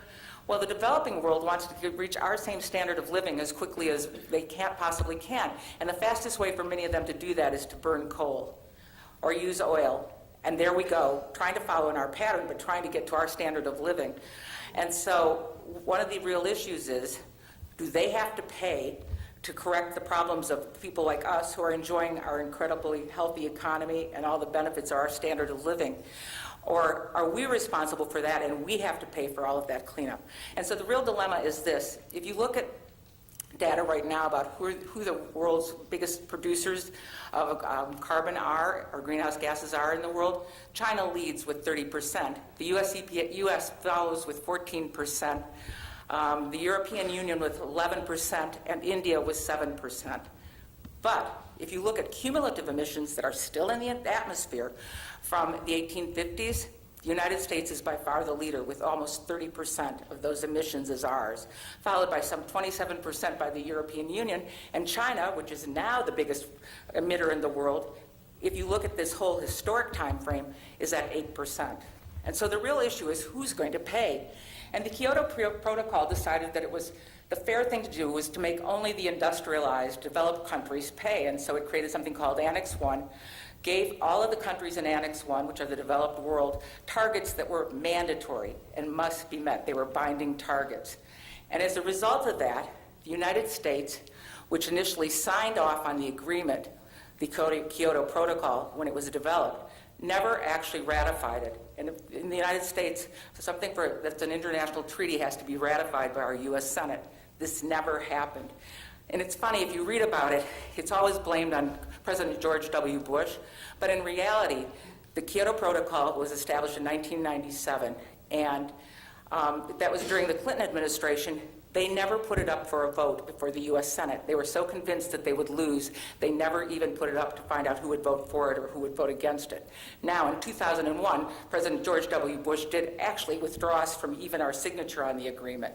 And so the United States wasn't participating. And this also caused huge problems in the world in terms of people stepping up to the plate and other countries doing their thing, because they're saying, if the United States, which was the biggest emitter of these, and at that time probably still the biggest emitter, isn't doing anything, why the heck should we put our economy at that and our citizens at that disadvantage? So there's always been all of this tension and stress associated with international discussions of climate change and what to do about it. The way the Kyoto Protocol worked, by the way, binding targets on industrialized nations, it came into effect in 2005 when a sufficient number of countries had ratified it, and the first commitment period was 2008 to 2012, in which countries that had these binding targets were supposed to reduce their emissions by 8% over 1990 levels. Well, here's the reality. Once the United States bagged out of it, some countries just said, nah, we're not doing it. Some countries actually did do some of it. The European Union did much of it. Australia did a lot of it, and so forth. But by 2012, the end of the first period in the Kyoto Protocol, the world realized, the people that work with the United Nations, that we needed to do something different. And so they said, in 2011, we need to come up with a new international framework. I will note this, that the Kyoto Protocol is still in effect. It's a second commitment period. It runs from 2013 to 2020. It has an 18% reduction requirement for those nations participating. But at this point, as opposed to the original period in which 37 nations plus the European Union participated, at this point it's only the European Union, India, and a couple of other countries. It only represents 14% of the global emissions of carbon. So clearly the Kyoto Protocol is limping along. That's why the Paris Agreement in December of 2015 was so key, and it's why President Obama used so much of his political capital to make it happen, recognizing this is such a key issue. One of the key things he did is actually get an agreement in the summer before with the Chinese premier that China would actually step up to the plate and do something. And so China, who gets bashed a lot as a country for not doing anything, made a commitment that by 2030 it would slow the rise of carbon emissions. It's going to take a while as their economy is growing for them to just stop them and start reducing them. So they're on a glide path to slow them down by 2030. And they made a commitment that by 2030 as well, 20% of China's electricity would come from renewable sources. It's really interesting. They're on a faster path than we even expected. They had said that by 2020, they would have 2 gigawatts of solar. They will have 200 gigawatts of solar. So it's exciting. So China is really working on this issue for a host of reasons that my colleagues have already talked about. Fear of civil unrest, air pollution issues, looking responsible on a world stage. But China has stepped to the plate. President Obama wisely recognized that if China and the U.S. could come to an agreement to address these pollution, or to address these emissions, the rest of the world would be more inclined to follow suit. The Paris Agreement is a radical change from what was in the Kyoto Protocol. It is the first international treaty that ever addresses climate change by pulling every nation in the world into it, with responsibilities that are called, in the terms of the document, common but differentiated responsibilities. So when this document was prepared in December of 2015, all 195 nations of the world signed it. And what it required is this, and it's really interesting. As opposed to binding commitments, each country is supposed to use as much ambition, it's a term of art, as much as ambition as possible to come up with its own nationally determined contributions to climate change, to the reduction of emissions. And so these are called NDCs, and they're voluntary, so each country could figure out what it could do in its country to reduce climate emissions. It also did something really key that we've sort of been dancing around during these conversations, which is set a goal of limiting global temperature rise to no more than 2 degrees centigrade, or 3.5 degrees Fahrenheit, over pre-industrial levels. Because that's the point at which it's a tipping point at which global warming will increase, and we will keep having more droughts, more heat waves, and more of all of the extreme weather events. It also created an aspirational goal of saying that we didn't want to have temperatures rise more than 1.5 degrees centigrade if possible. Well, here's the sad news. Since the beginning of the industrial age, temperatures have risen 1.1 degrees centigrade already, and if we don't do anything, the current projection is that by 2030 they will be at 1.5 degrees higher than they have been. And Don gave us some really good background in terms of what the consequences of that are. So the Paris Agreement was really, really significant. And what President Obama did, because he was making this a part of his legacy and has been very candid about that, is pledge the United States to reducing our emissions by 26 to 28% over 2005 levels by 2025. And he had a plan for doing that. And I want to quickly run through that, because what I want to do in the remaining time I have is to essentially say to you where we were in the White House and with the country when President Obama left office, and where we are now with the Trump administration and their efforts to dissemble it. And I should note, I am a Republican, and I served in Republican administrations, both for Jim Edgar and for George W. Bush.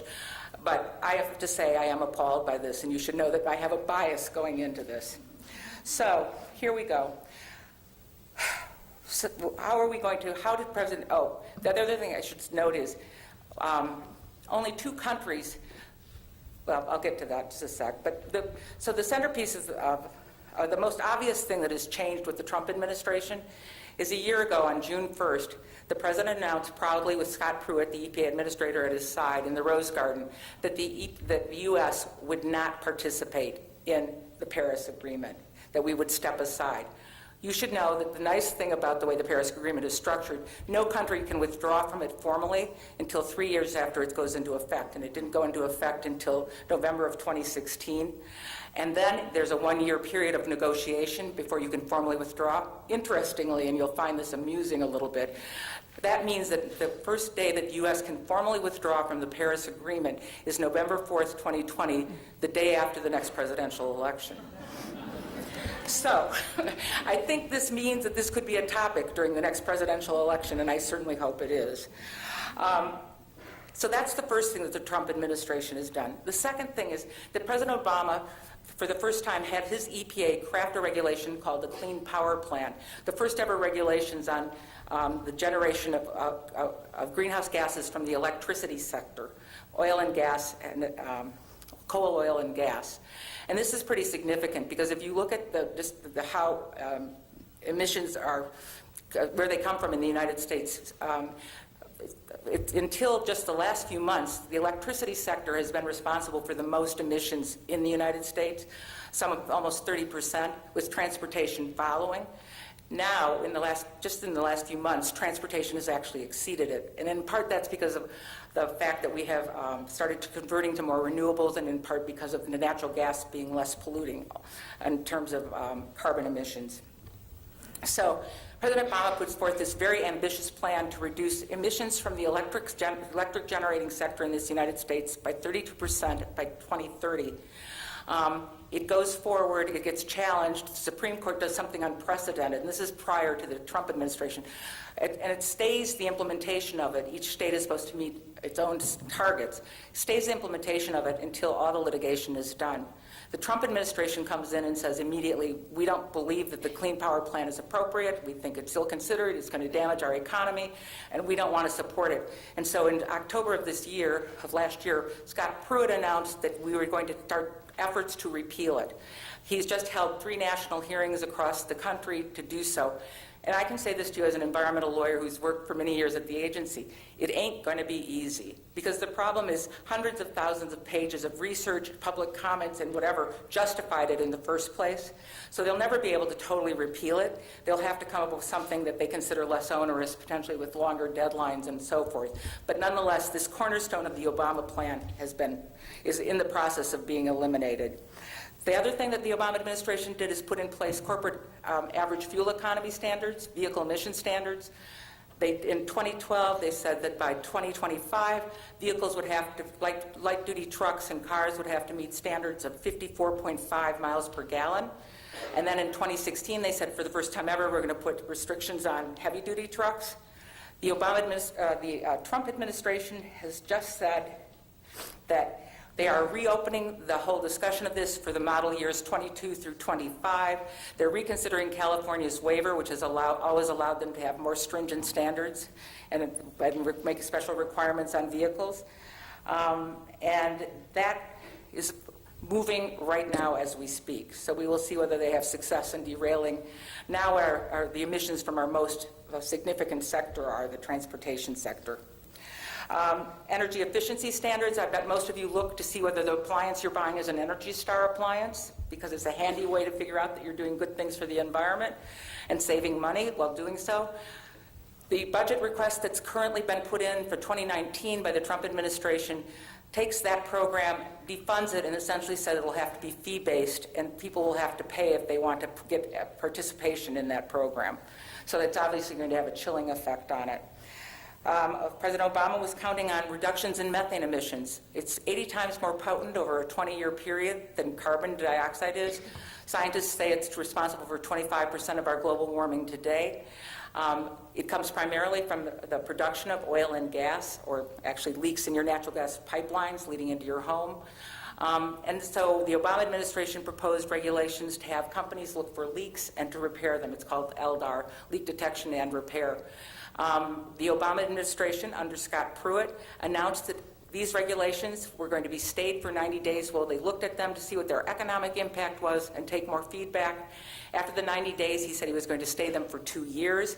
It was challenged in the courts by states like Illinois, and the courts said that's ridiculous, that's arbitrary and capricious, you have to implement those regulations. So the Trump administration was pushed back. Municipal landfills, another source of methane is when we put garbage into landfills, it compacts and reduces methane. The Obama administration put in requirements requiring municipal landfills to do more monitoring and more capturing of that gas. And Pruitt has announced a 90-day stay of the rules to assess, once again, the impact of those regulations. The social cost of carbon is something you may or may not have heard of. It essentially says that all government regulations, as they're being promulgated, require cost-benefit analysis. Obama adopted a metric called the social cost of carbon. It's an estimate of the savings that come from avoiding costs associated with climate change, like rising sea levels, heat waves, droughts.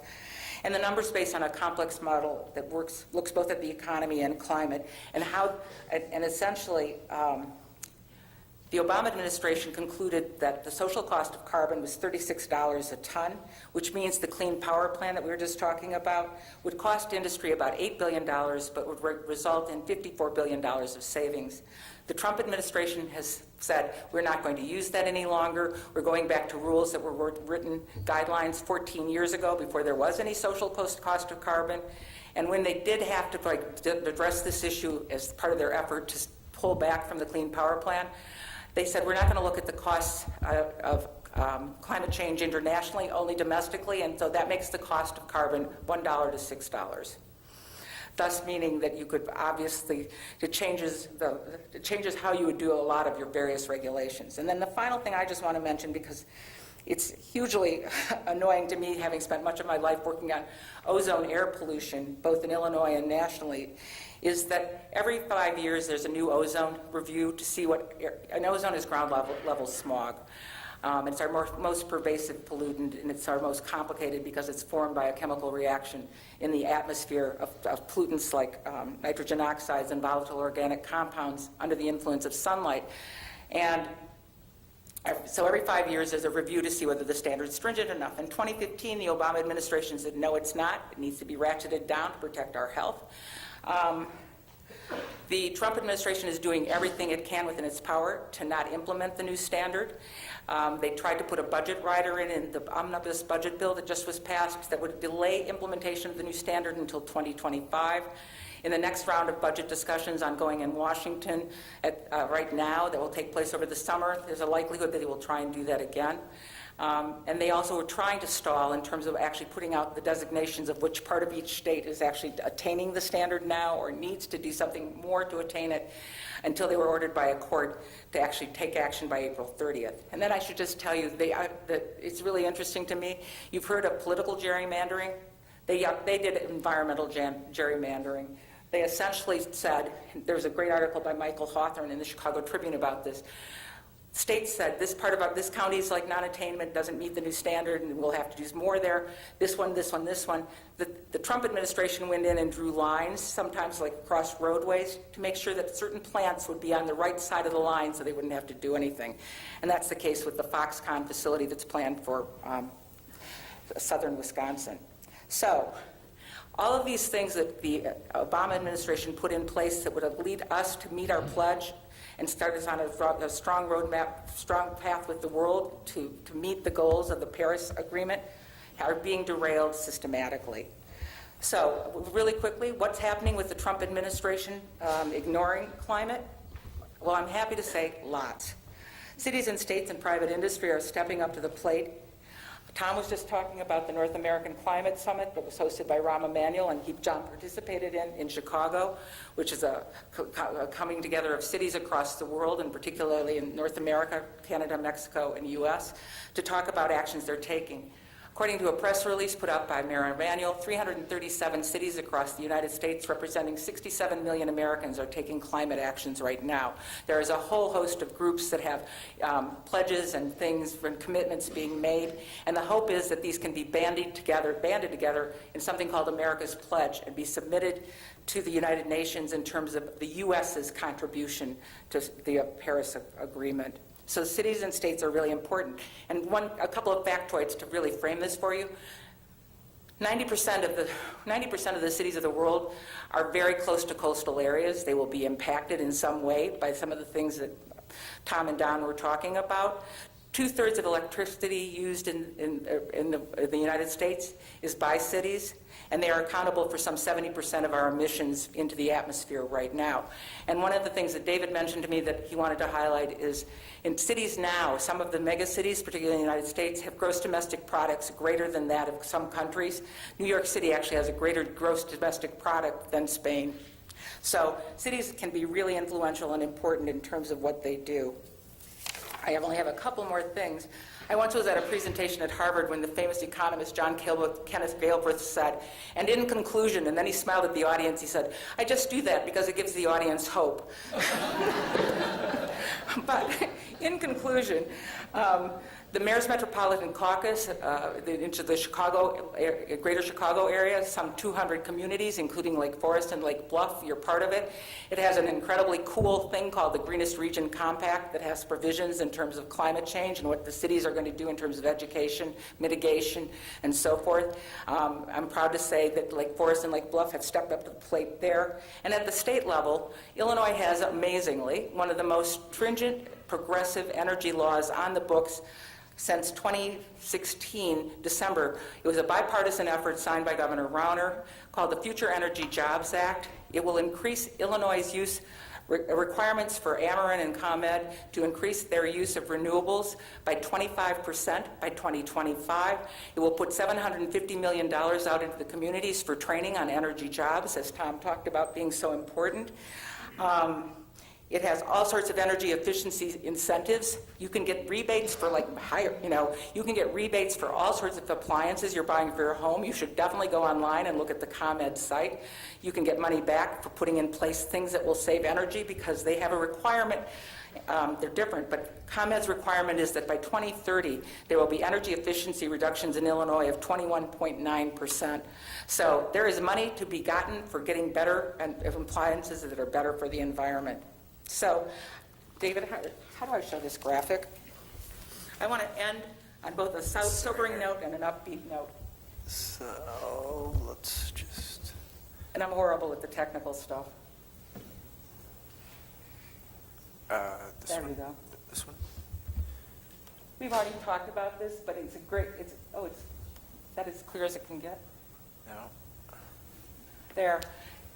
This comes from an article that was recently in Nature that I recommend to all of you by an author, Jeff Tolleson, and this is a summary of it that was appeared in Vox a couple of weeks ago. But this is a sobering graph because it tells you where we are in terms of meeting the goals in the Paris Accord. If we were to meet the 1.5 reduction that's aspirational that they're talking about from where we are right now, you will see it's that bottom green. We need to lower our ambitions that much. If we were to meet the 2 degrees Celsius level that is talked about in the Paris Agreement, it would be the lighter green above it. You will note that we are nowhere near that. Pledges right now, well, let's hop up to the light blue. That's where current policies will have us by 2100. Pledges get us down to about 3 degrees temperature rise by the end of the century. And if you look, if we don't do anything, if the world fails to act, we're going to be at the 5 to 10 degrees Fahrenheit that Don was talking about. It's very sobering because that's showing what, with the concerted action that's being directed under the Paris Agreement by a lot of countries stepping up to the plate, we still don't make it. So, but on the upbeat note that I want to end on is this. In 1987, for those of you who are around, one of the biggest news stories everywhere was the hole in the ozone layer. There was a real concern that what we were doing in terms of putting chlorofluorocarbons into the atmosphere. Those are the chemicals that are in refrigerators, air conditioners, some of the foam products, that we had created a hole in the ozone layer that was letting ultraviolet light come in. And it was centered over, Don, am I right, Antarctica? The hole in the ozone layer? Yeah, it was centered over Antarctica. And the fear is this, that as that hole expanded, we were going to be subject to more skin cancers, more cataracts, immune system deficiencies, that we were going to be upsetting agriculture, forestry, all sorts of the landscape. And it was, global.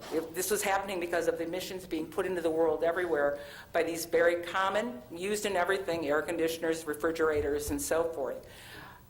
There was lots of opposition in terms of doing anything, but in 1987, the world came together in the Montreal Protocol and put into place a requirement that these ozone-depleting substances be eliminated. And amazingly, it happened faster and at less cost than industry ever predicted. And so the new projection is that by 2050, the hole in the ozone layer will be healed.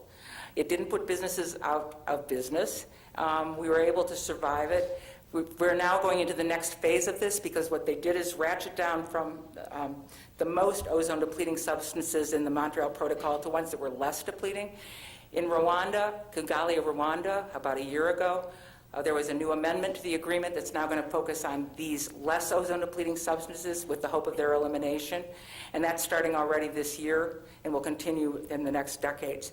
That will have huge impacts in terms of the amount of cancers that are out there, and it has huge consequences in terms of helping improve our reductions in global greenhouse gas emissions. And so it can be done. We would have never thought that it was possible for the world to come together and tackle that kind of global, scientific, huge problem, and we succeeded. So with that, I ask you to do what I think every American needs to do.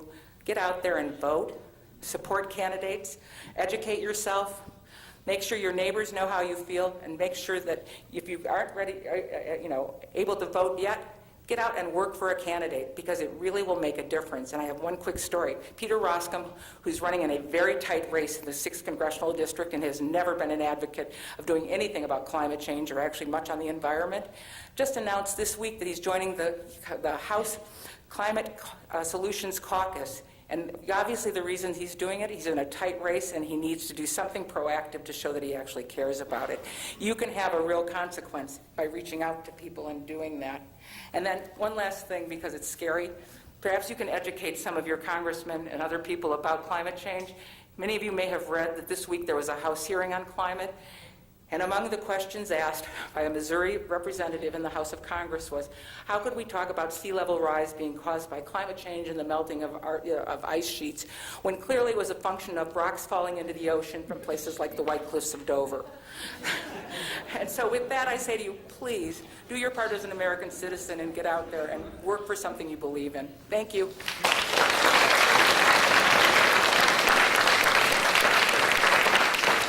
Thank you, Tom, Mary, and Don. We've got some great questions here. The first one goes right to the heart of the matter, I think. At this point, is climate change reversible, or can it be stabilized?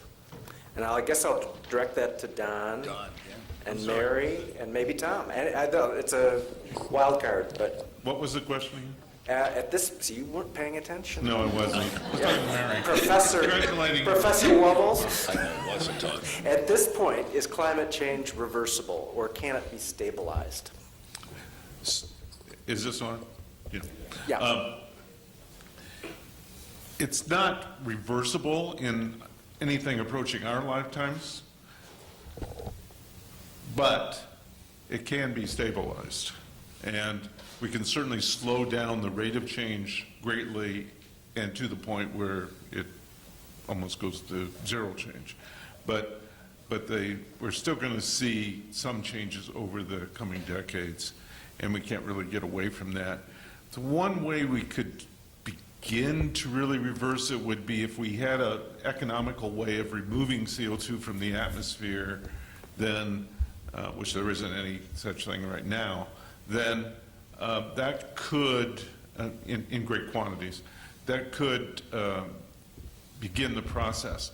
But that ice in the Arctic and Antarctica and so forth are not going to come back immediately. The oceans are still warming.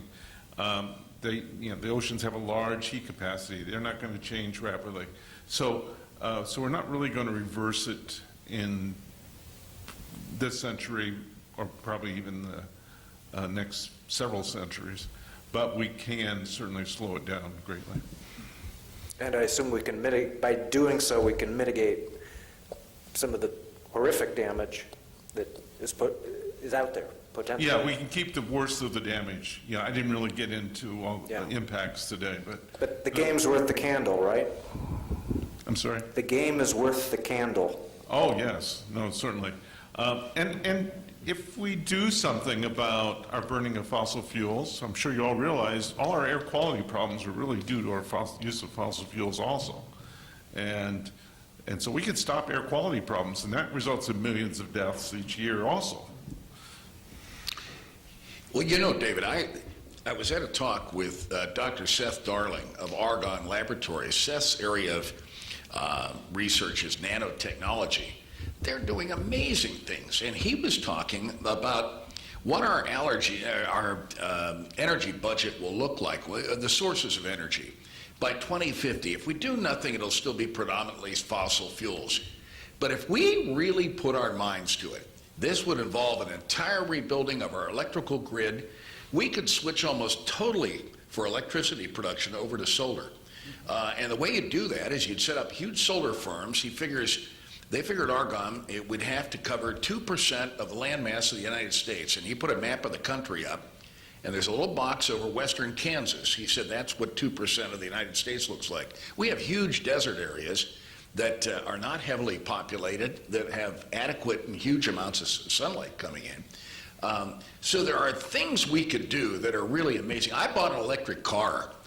You know, I'll tell you, there's great joy in passing the gas station now and seeing the prices taking off and being able to plug in. You know, I said to my roommate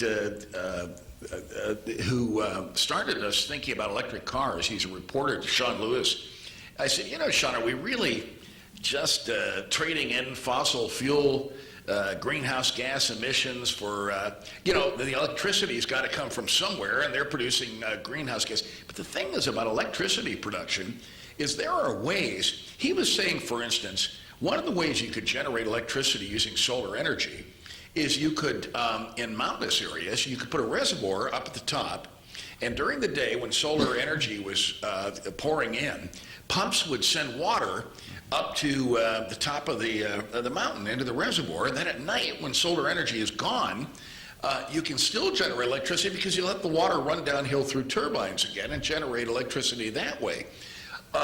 So when you start thinking, and this is where jobs are there, we could lead the world. You talk about making America great again, you know, this would be a whole new revolution and not reinventing the technologies now or using the forms of energy now that so pollute. I think that was a great segue into the next question, which you may have partially answered. What percentage of electrical power produced in the U.S. could be produced by renewable energy sources? And then how would we get there? Do we need governmental support for that, or will the market get us there? Any thoughts? This is, you know, it's this kind of macro development that the government can do that we can't. You know, we can't launch our own satellites. We can't defend ourselves, our country. We need government to do certain things. I wish there weren't speed limits on the highways, but certain things government has to do and help us with.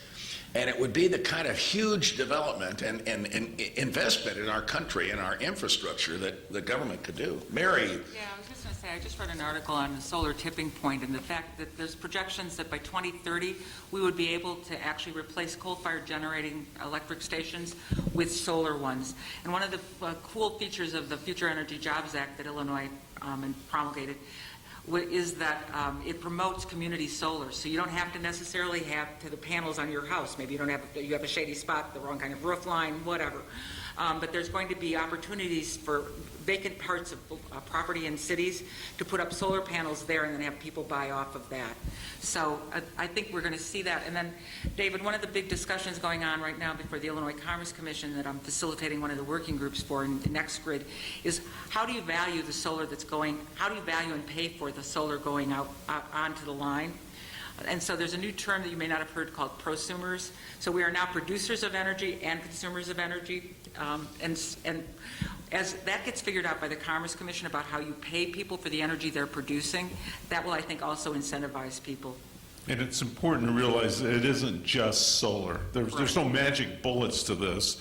And if you just look at wind power, what's being done already with wind power, Iowa, a red state, is 30% wind power now. Is it Kansas or Nebraska? I don't remember which one. Is 35%. Texas this year became 25% wind power. So you add solar onto that, I think we can largely get to that. You know, we have to realize we're going to have to go to distributed energy rather than localized power plant type energy. But if we make that transition, I think we can be 100% away from fossil fuels by mid-century. And I have a cautionary note I want to call out, which is one of the things that helps the United States reduce its carbon emissions is the transition from, in large part because of the fracking revolution and the production of our own oil in the United States. So, but as we've converted to that, natural gas is less polluting in terms than coal is. But the reality is, It's our cleanest fossil burning fuel if it's burned, but when it leaks, it's not. And therefore, that's the whole issue with trying to find those leaks and do whatever. And the real concern is this: as we transition more and more to having natural gas be our base fuel, our foundation fuel from coal, we're building all sorts of pipelines to bring natural gas across the country. They have very long lifetimes, 50, 75 years, and huge infrastructure costs. The fear is that we are going to overbuild now in the next 10 years those pipelines that will then allow this to keep flowing and flowing and being an impediment to flipping to renewable resources.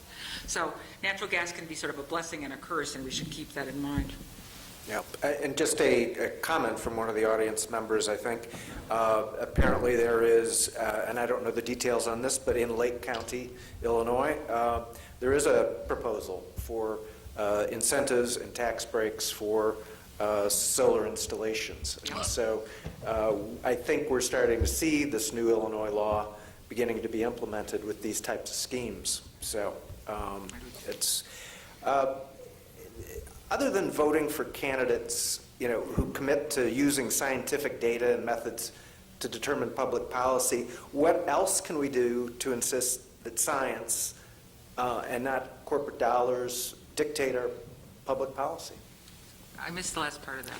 What else can we do to insist that science and not corporate dollars dictate public policy? I have to, I've spent a lot of my life being a political appointee, and so I'm fairly familiar with the politics of the system and whatever. And Don just came out of the White House, and so he's certainly familiar with the politics associated with this. I've had congressmen say to me, if I get as many as 5 phone calls about an issue, I have to take it seriously. People are under the impression that it has to be turning out in droves and hundreds or thousands of calls. These are congressmen that have to take seriously a small number of phone calls because they don't know who you're talking to or whatever. So I recommend that you reach out as the issues come up. If you're concerned about what's happening with the EPA budget, and you should be, then make a call. Become a nuisance. Write op-eds. Talk to your neighbors. Put signs in your yard. Anything that generates interest and shows that you care is really valuable to the political process. And I'll just put a plug in for League of Women Voters. If you join, you'll get lots of emails from the national, from the state, from the county, from the local, but they're very important. They actually make participation, issuing witness slips to influence legislation. They give you the whys, the wherefores, the background, and so you can really leverage your citizenship through joining the League of Women Voters. Excellent point.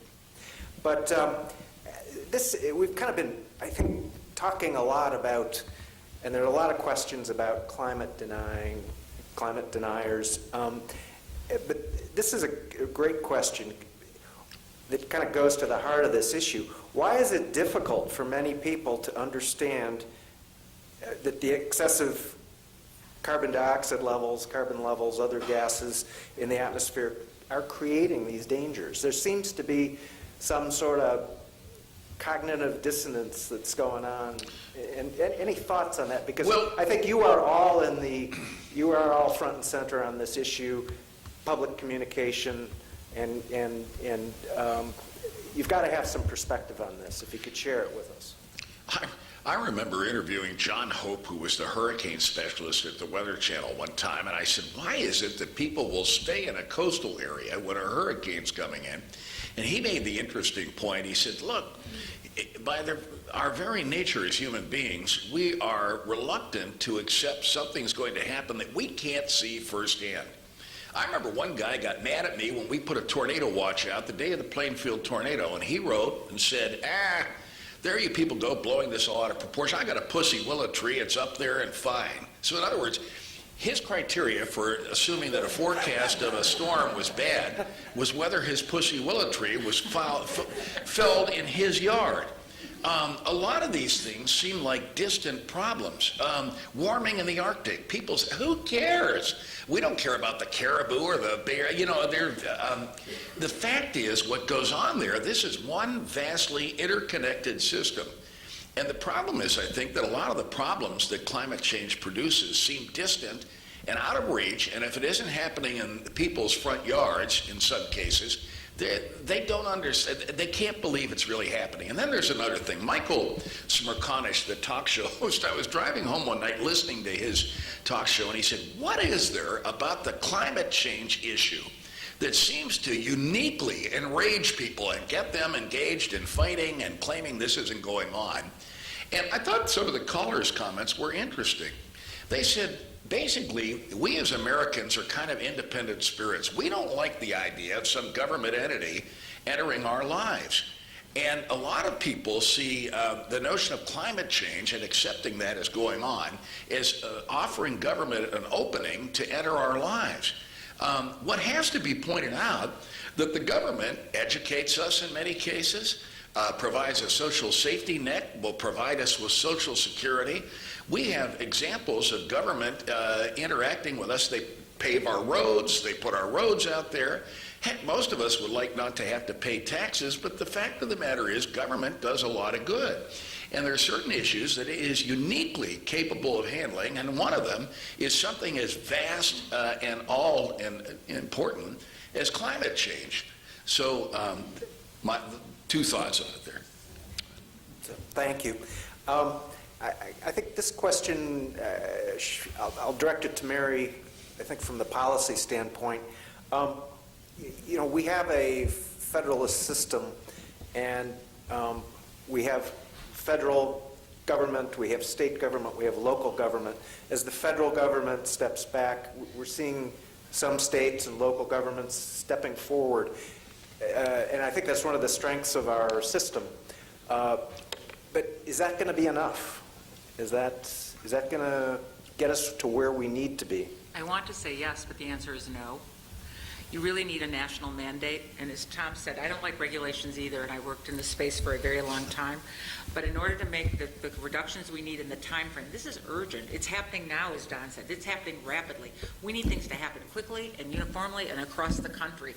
And so we need probably statutory mandates, regulatory mandates for people to put in place emission reductions. And it also has important consequences, because if you don't do it nationally, David, what happens is you have economic dislocations. The states that do act responsibly and do put something in bear the brunt of the cost. And so industries there, potentially, this is what industry always said, we're going to leave. You do that and we're going to go, I'll go to Indiana where the grass is greener and the rates are less stringent.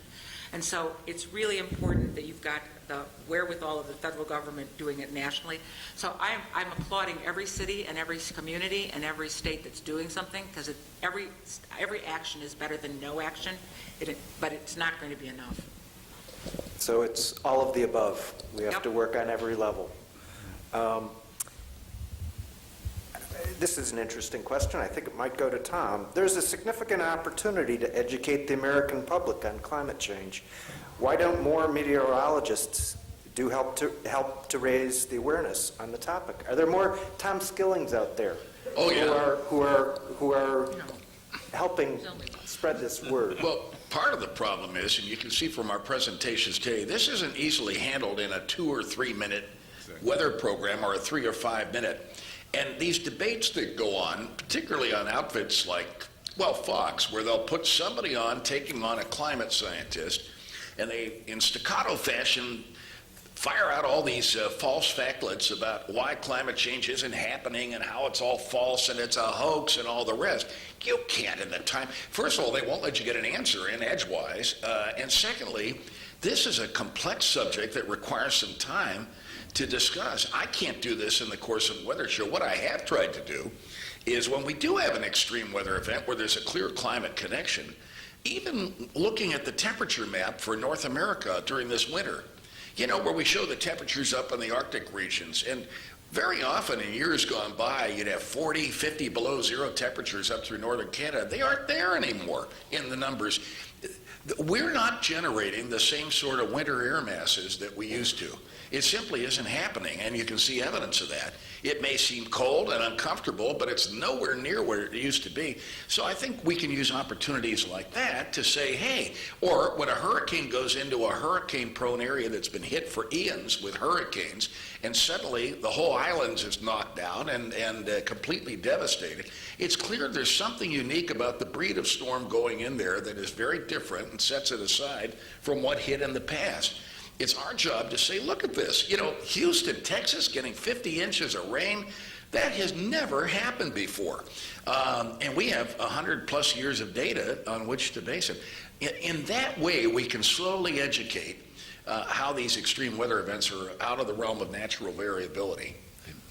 Thank you. And I think this is kind of a related question, and since we have young people here, an important question. Do you have any advice for an aspiring meteorologist? And maybe Tom or Don could address. Go for it. Be too dumb to know you aren't supposed to be able to do what you want to do, and go for it. Honestly, you never know where you can go with this. It's a fascinating field. My parents couldn't figure out what they'd done wrong. They wanted a doctor or a lawyer or something like that, and here their son was hung up on this weather thing. It's like Don said, to look back on a career. I've been 50 years at this, and Don has been too, and we can look back on our careers and say, you know, this has been a fascinating 50 years. We parachuted on a science in which the advances that have been made are absolutely unbelievable. The modeling that's done, the remote sensing that's being done, the way we actually have a fighting chance to see what the atmosphere is going to do in the days to come, and the modeling that's done on the climate has actually been quite good. You know, it takes a lot of flack. The modeling about what would happen to our planet, skip these people who say the modeling's all bad. It isn't. It's done a great, if anything, it's too slow in some of the warming and all, right, Don? And the extreme effects. The real thing is happening faster than the models say. Yes, Right. Yeah. Yeah. No, and Don, I think you brought that out, that this isn't based on models. This is based on Observation. recorded data and observation. So with that, and I think that's a positive note to end our questions on. We've got lots of questions, but in the interest of keeping to our schedule, I'm going to say thank you. David, may I, on behalf of all of us, thank you folks. I mean, wow.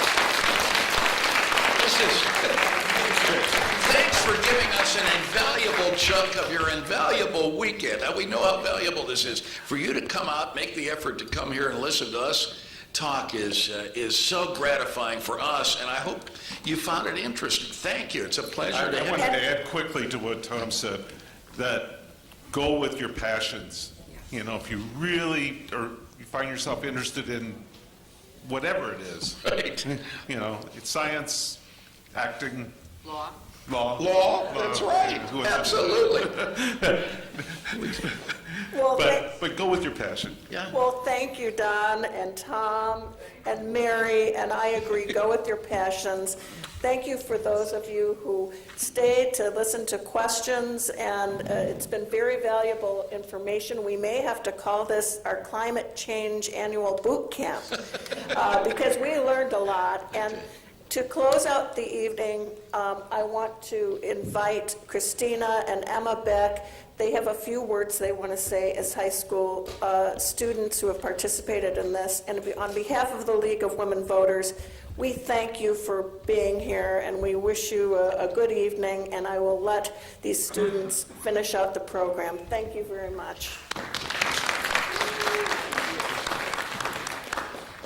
We'll keep it very brief for the sake of time. Thank you to all of our amazing speakers, and we would now like to invite you to the Environmental Expo set up just outside. There you will find a variety of booths displaying student and community organization products covering a variety of environmental topics. Once again, thank you all for coming to this event to show your support for the LFHS students and staff, the League of Women Voters from Lake Bluff and Lake Forest, and the community members that have dedicated so much of their time to arranging this for all of you. And another thank you to the incredible speakers. We hope you all enjoy the expo.